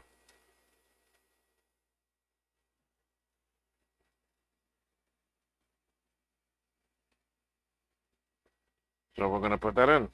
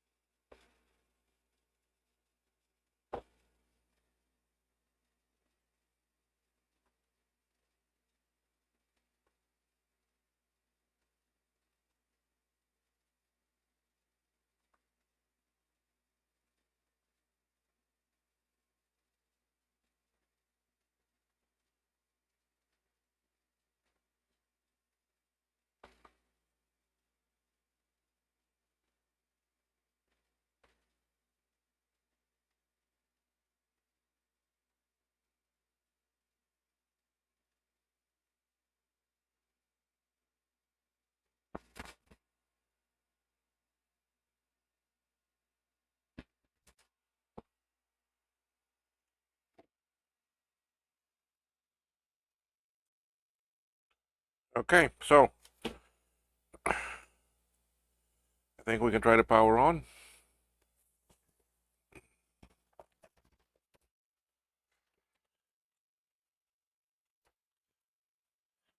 And there are a few items still left that we need to put on. Let me show you here.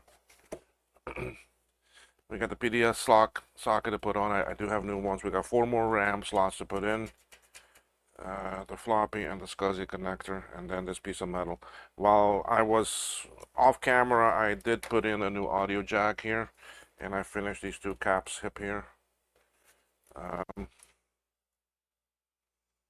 So we should have everything somewhat ready.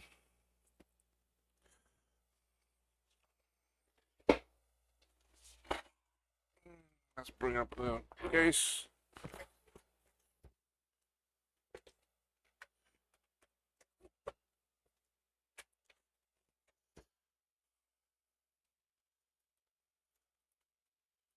One drawback is because I've lost my camera on top, I took my hand cam, and that's what I'm using up on top right now, up there. So I don't have a hand camera I can show you what's on the screen, but I can tell you. We put in some of the blink RAM. The blink RAM is available on our store, kmacvintage.com, and they're $9 a piece. They have two LEDs on them, and the LEDs are tied to the read and write signals.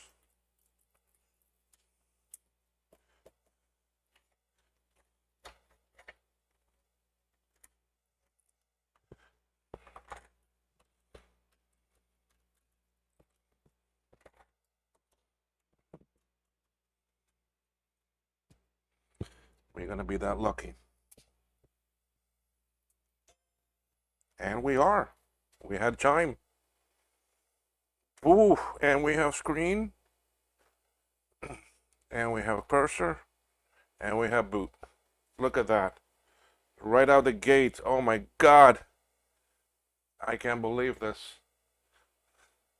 I can probably bring you this camera.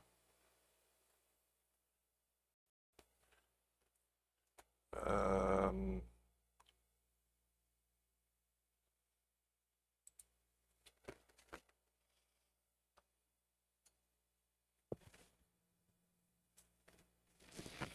you can see the screen there. There it is. I'm afraid if I turn it, it may shut off. No, there. Okay. Look at that. Look at that. First go. Man, I'm becoming like a factory. By the way, y'all like all my stickers up there? Over here behind my glasses is a Macintosh. Then I got the two from Ron, a Mac 84 right here, Dave Vintage Apple Tech, Eric's Edge, Akiro Koba in Japan, Gart Beagle,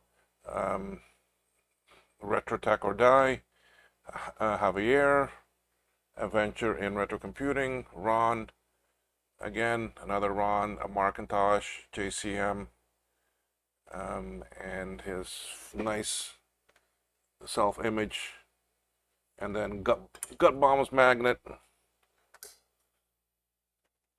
So those are some of my collection of my stickers that I put up there. So, but anyway, the main thing is that computer there. Look at that. Look how sweet that is. These are my other glasses that are not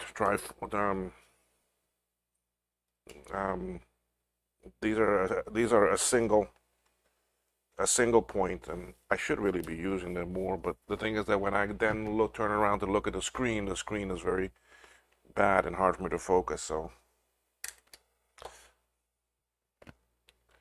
So I keep on using my normal ones. Anyway, but yeah, those are my stickers up there. Next thing we need to do is hook up TechStep to this. So let me switch cameras back. I'm just gonna shut it down. I know.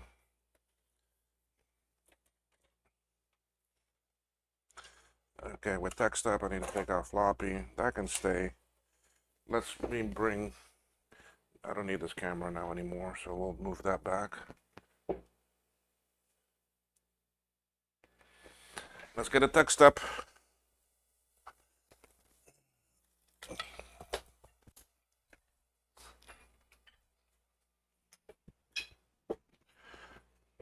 Now this is the TechStep recreation. We hope to have some available soon. There's still some issues to work out.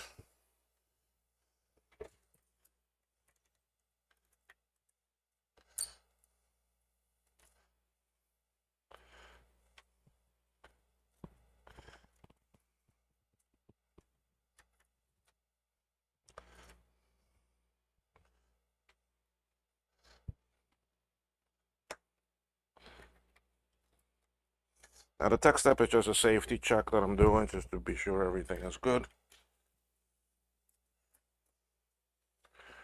My hot pink audio cable is the only one I could find at that time.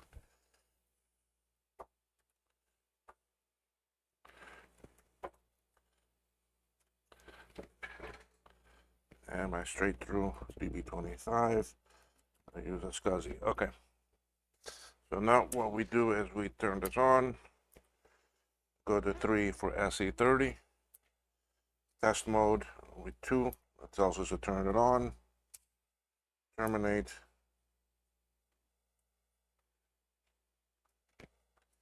Now it's trying to communicate with it. I don't hear the chime because there's a cable in the audio jack. It says, okay, communication established. CPU in test mode. There we go. What do I want to do? I want to run logic. So I'll press 3. I want to run all.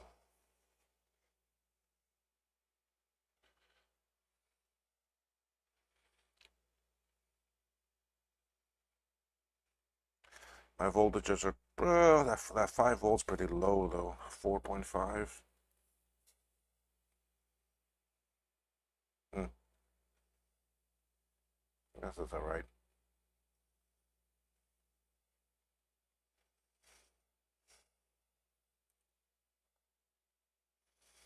Alright, sim test. Let's see.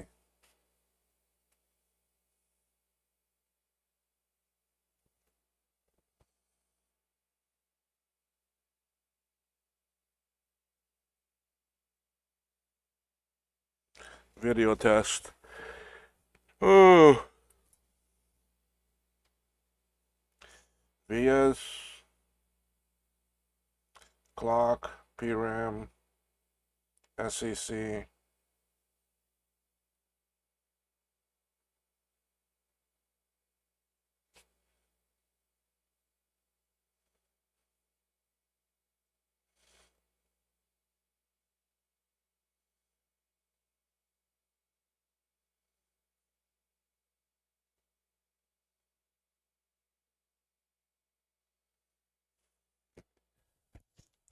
SEC does take long, yeah. Oh, I got a problem there.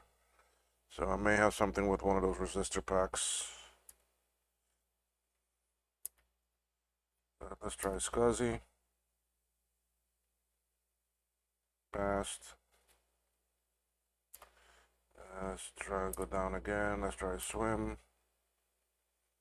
Passed. FPU. Passed. Sound.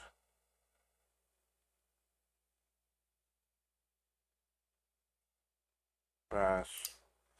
ADB. I got a problem with the SEC.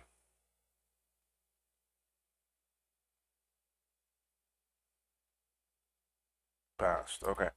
So we gotta go check all these things up with the SEC. So let's shut down.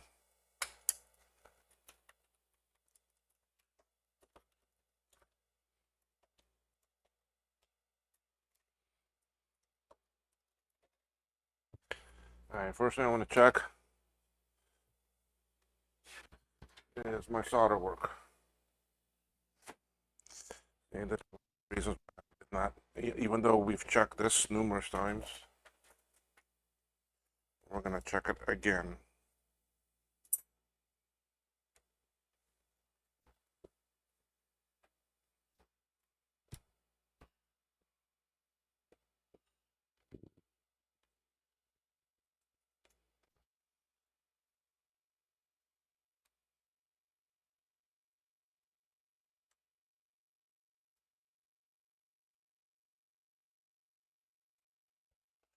So you see, even with chime,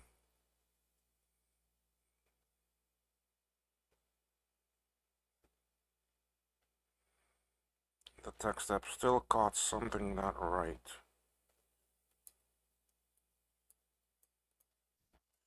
No.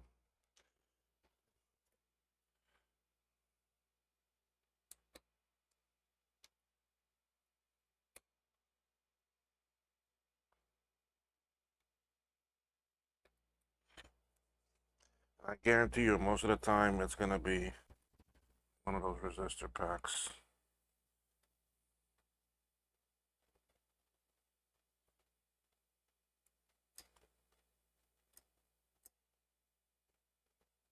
Oh, wrong chip. Alright.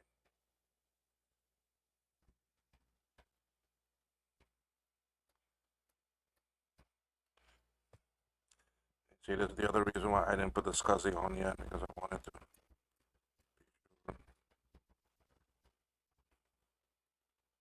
Chips are good. Okay, nothing with that one, so now it could be one of these.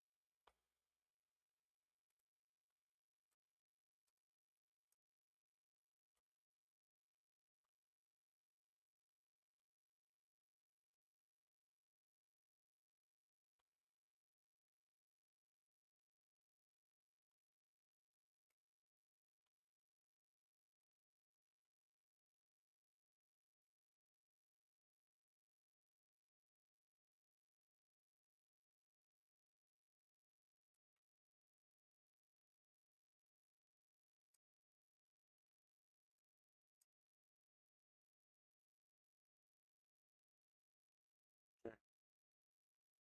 Check these two 175s. They are different.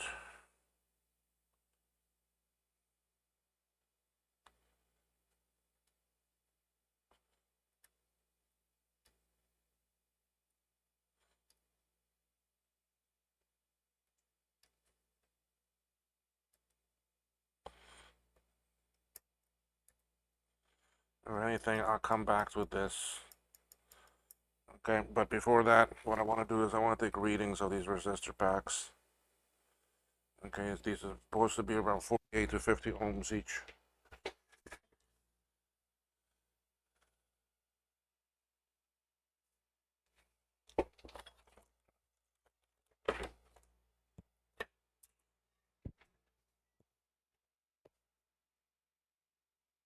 And don't test 1 and 20, because those are going to be ground.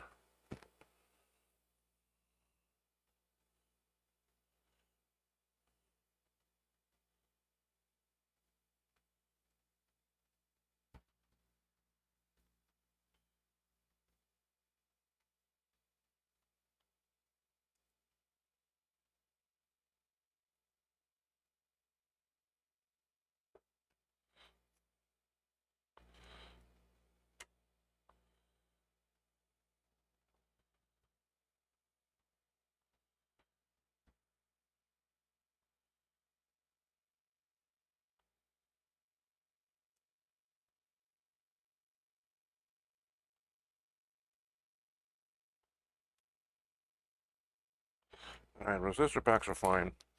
I'm gonna lean towards that 175 chip.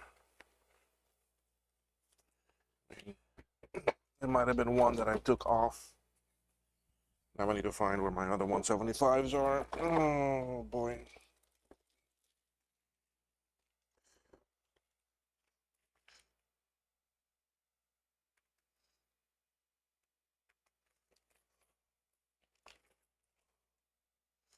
I don't think I had this much of them, so give me a second here, folks. I'm busy looking for it.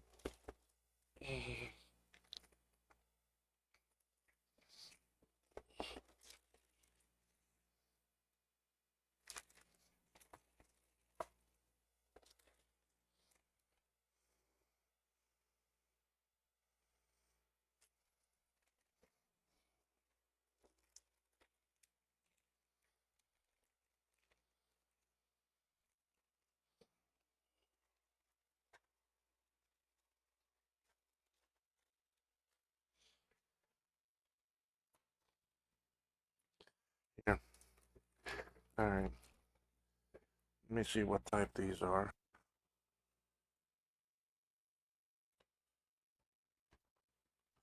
All right, I'm gonna take that one off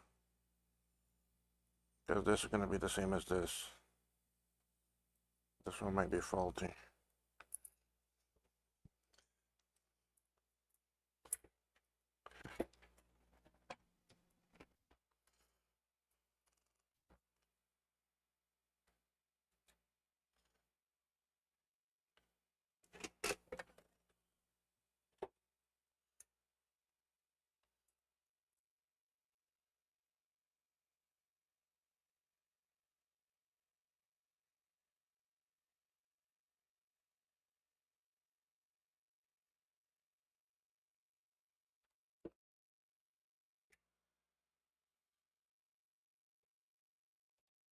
Okay, I'm gonna put this on a bit different. I'm gonna use hot air to just stick it on.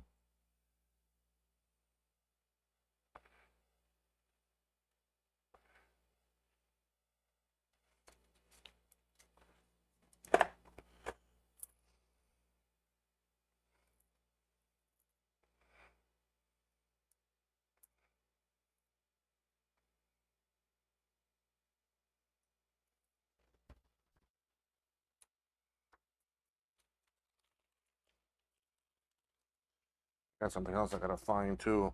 I went back and looked at my history and I bought 6 CPUs. I remember using 2, but I can't find the other 4. I'm gonna turn this board.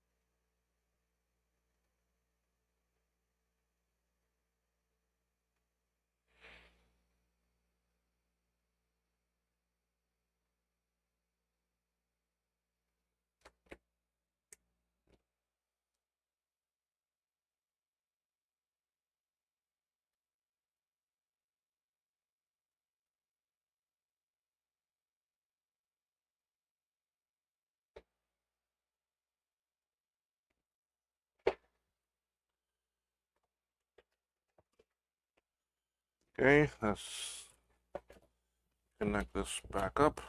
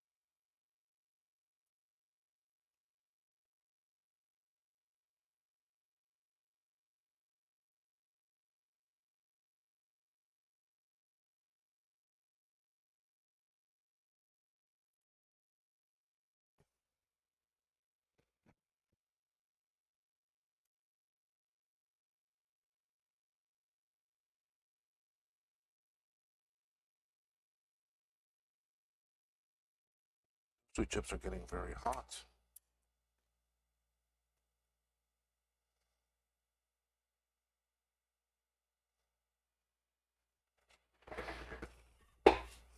Make sure I put that on the right way. I think I did. Yeah.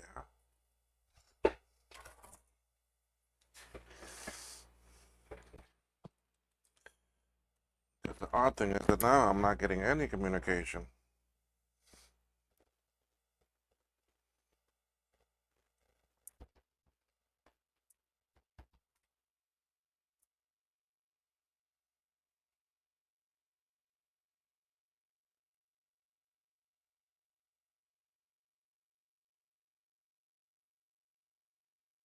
See, it doesn't put it into.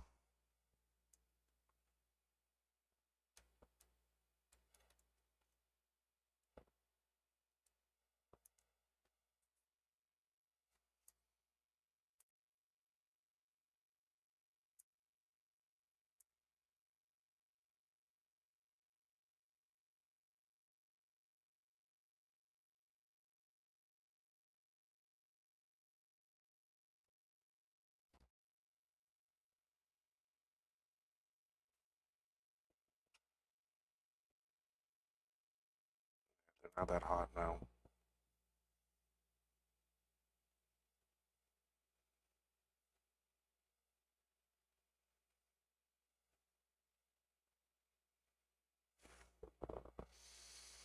Modem HSKO. I remember getting that before. I gotta look at the schematics here for 1 second. Why did that close?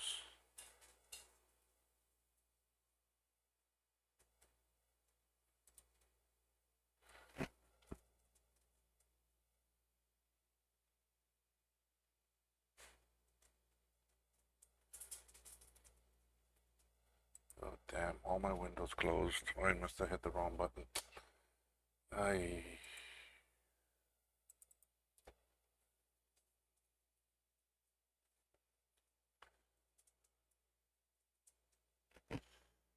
HSKO.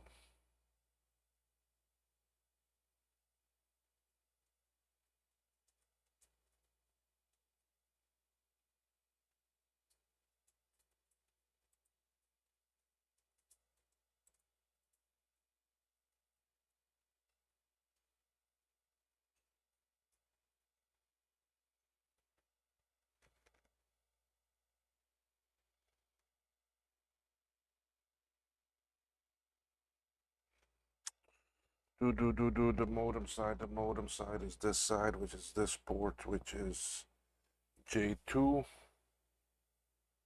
J2 goes to RP2, which is this one,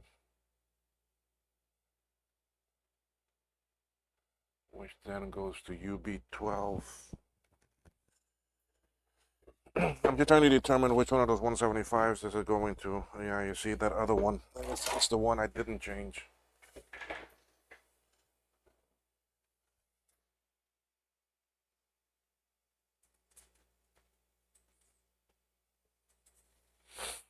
Let me do one thing here too, though.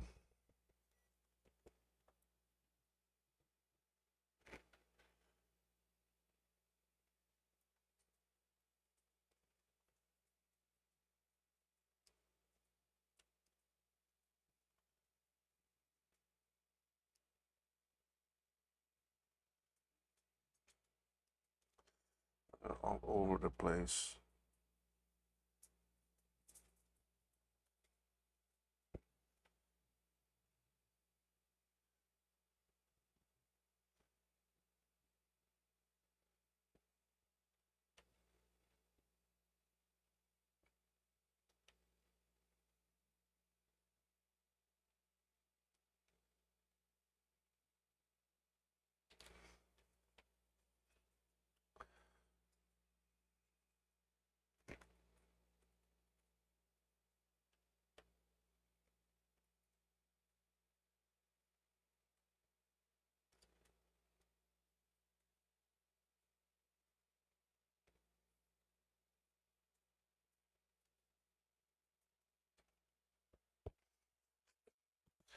Something about that resistor pack I don't like.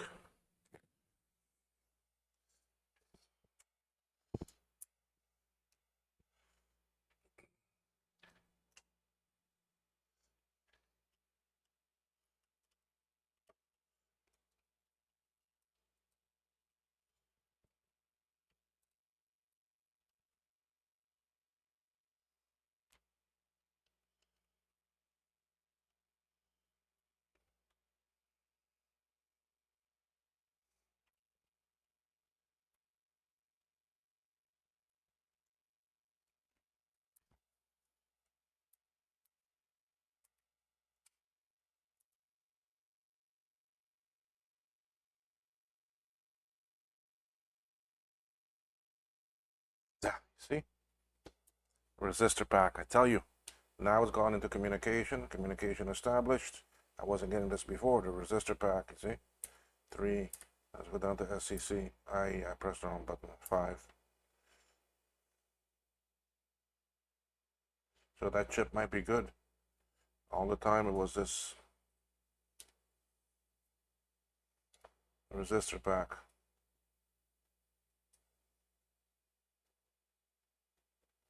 Let's see.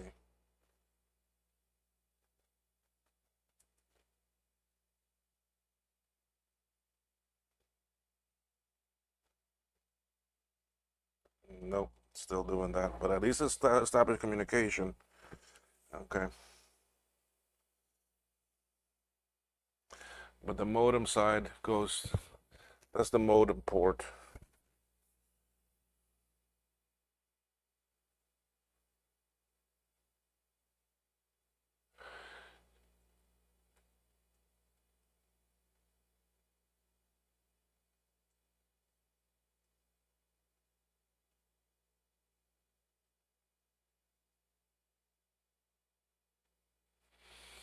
But you know, some things do come from the other resist, from the other pack too.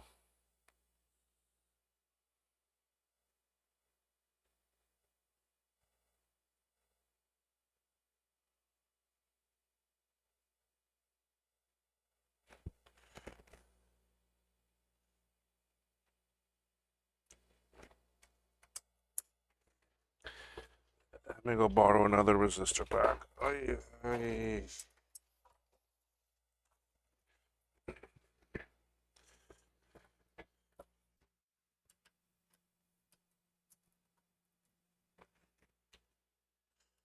Let's switch this one out too.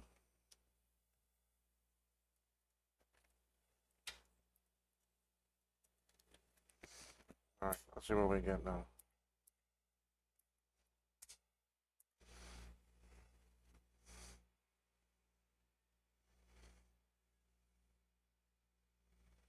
Okay, communication going to be established because it went into NMI mode. Yep, 3 down.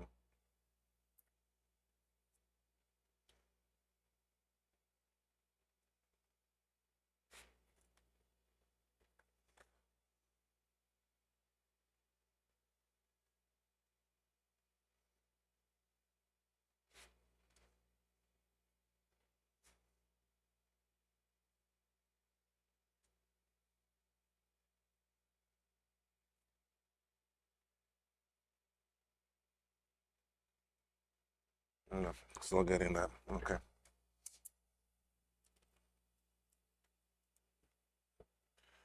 Put this one back.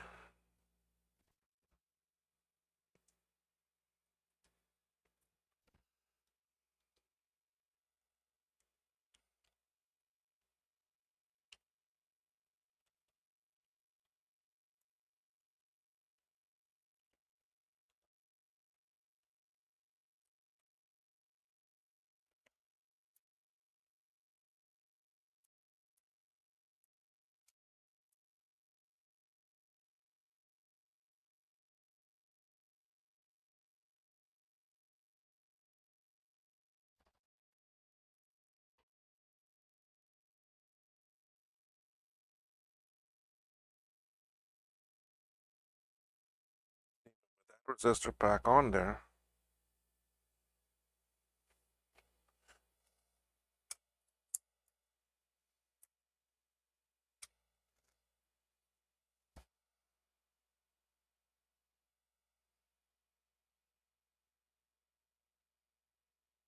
Okay, yeah, it still went into the mode. Okay.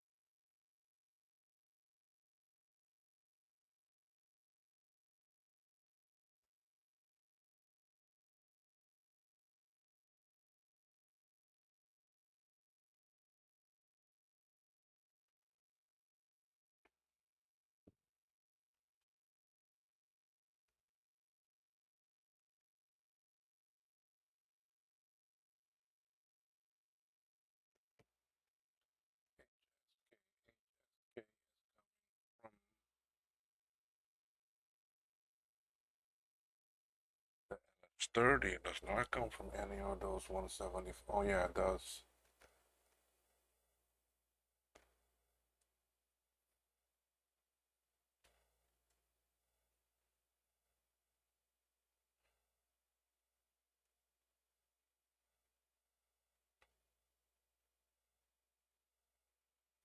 I might change that other one also.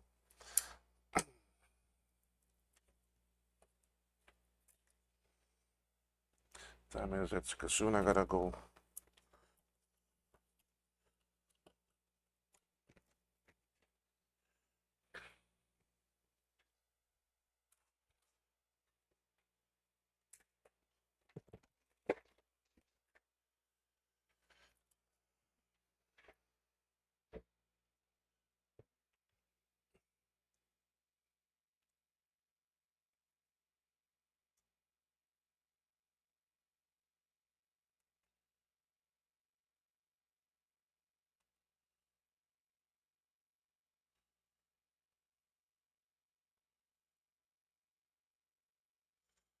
Oh, I see my problem. I see my problem.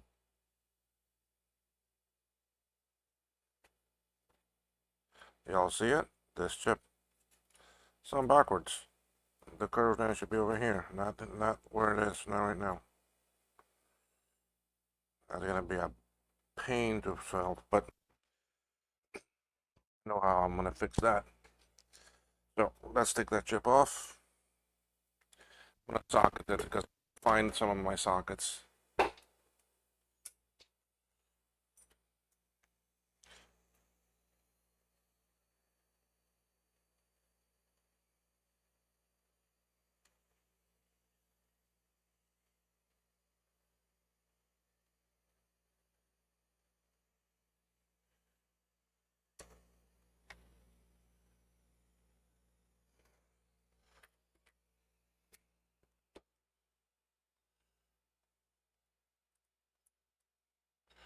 There's not gonna be a resistor problem. I mean resistor pack problem.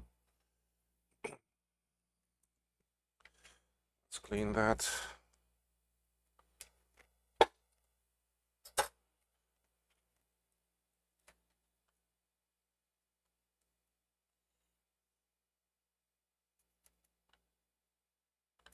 Because when we just solder this back on there, it's gonna be a pain. So we're gonna socket it.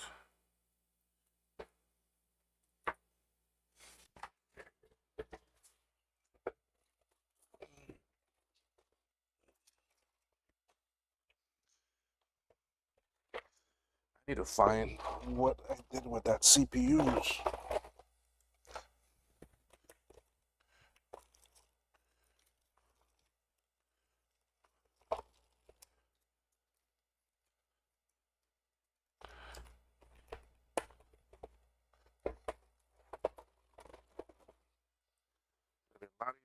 Socket this.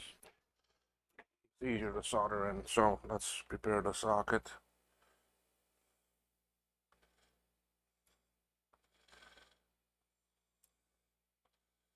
And I only found two of these.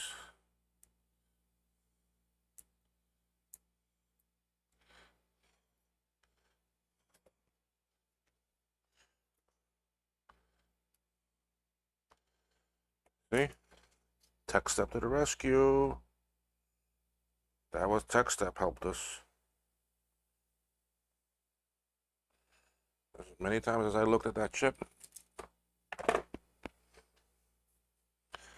very surprised it didn't blow up.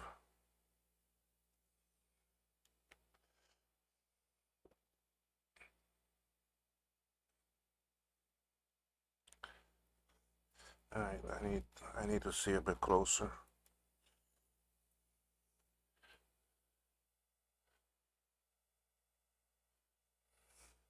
And oh my god, I'm so sorry. Your focus was so out.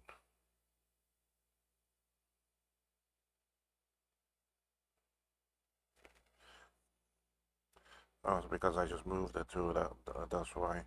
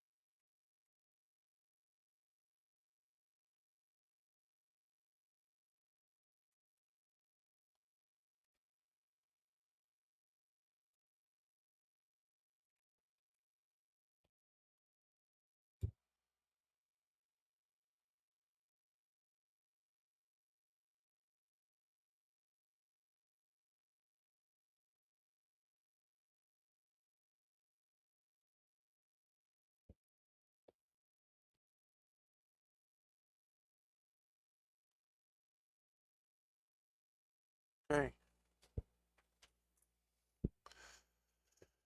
Soldered in.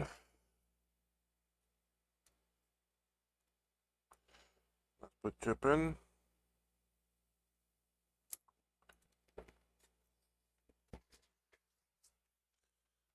Go and test.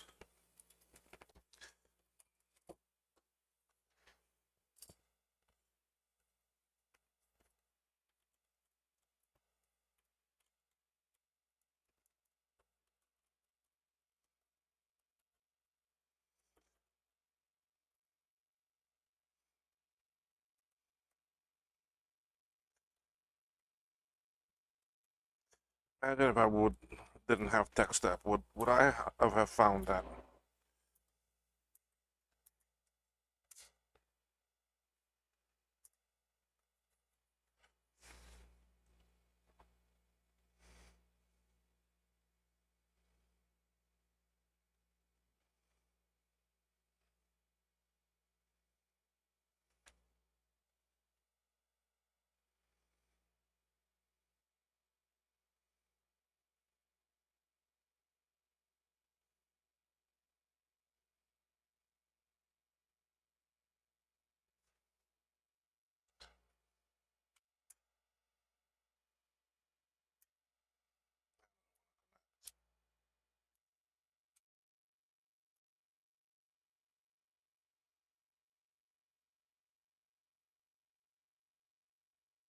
Yeah, there it goes.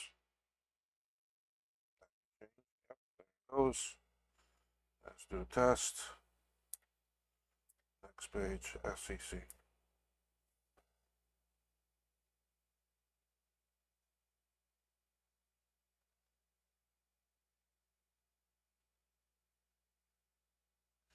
And hopefully this time it will pass.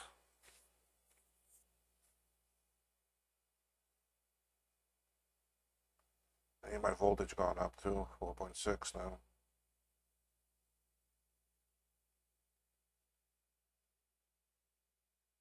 Passed. There we go. That was the problem. So let's do back. Up. Let's do all again.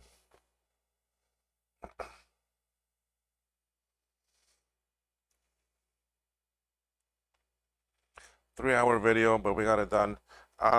The rest of the things I will finish off screen. I basically consider this board done.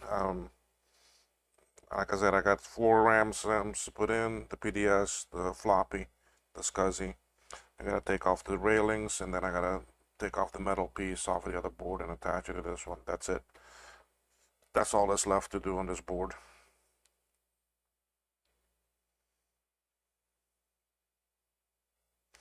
Now, I socketed that because it would have been too hard to solder right there. It would have been a hell of a job to do, because it's got that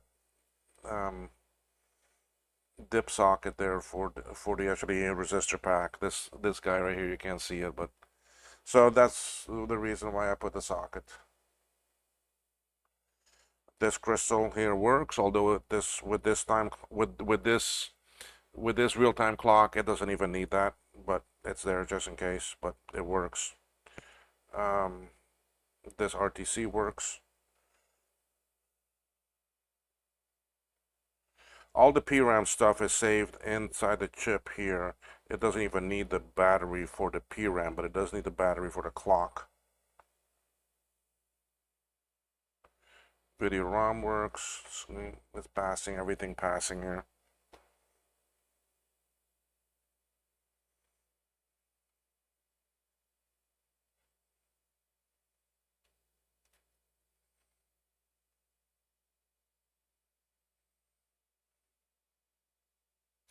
So that 175 chip is probably good, but at least now I have them both the same. You see, all tests passed. That's what it's saying there now, see? All tests passed. So this board is done. It's okay. So I'm gonna finish the rest off screen. You can consider this board okay. I will test it again though, one more time, just to be sure everything is in.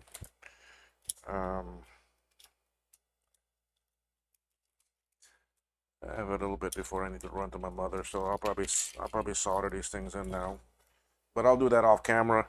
So basically, folks, what I'm going to consider is that this board is good. It's done. It's finished. This is a SC30 Reloaded. Surprisingly, it booted on the first go. Really becoming much better at this. I love doing these. I mean, these are so nice. The fact that I can do one in between 3 to 4 hours normal without doing a video is perfect. A lot of times y'all ask about like these edges that it comes on with. I just take a pair of pliers like actually this, and where it's scored, I can just bend it, and it comes off.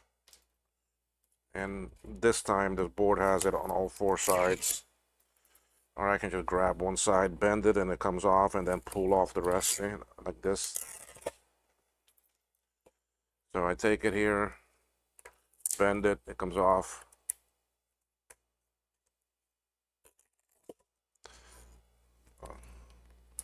Yeah, this one is in 2 pieces, that's why.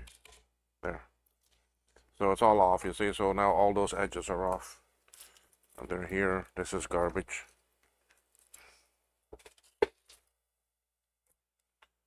Okay, so I'll finish putting on the things off camera. I gotta play this. I'm sorry, folks. Please hit like, subscribe, and ring that bell for notifications.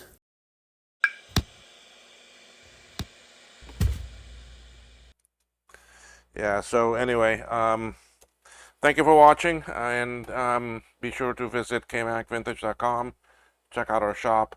You can also go to shop.kmacvintage.com, and that'll take you to another website of ours that has actually apparel and different things like mouse pads, mugs, cups, tumblers, shirts, pillows, so forth. So far, we only have one design on there that was created by Joakim in actually Sweden. So hopefully we can add some more soon. But please do go take a look and see, and buy a mouse pad or a coffee mug or something. Anyway, folks, thank you for watching. Y'all have a great day. Let me find my mouse. I can never find my mouse when I need it for me to click stop recording. Okay, thank you. Bye bye.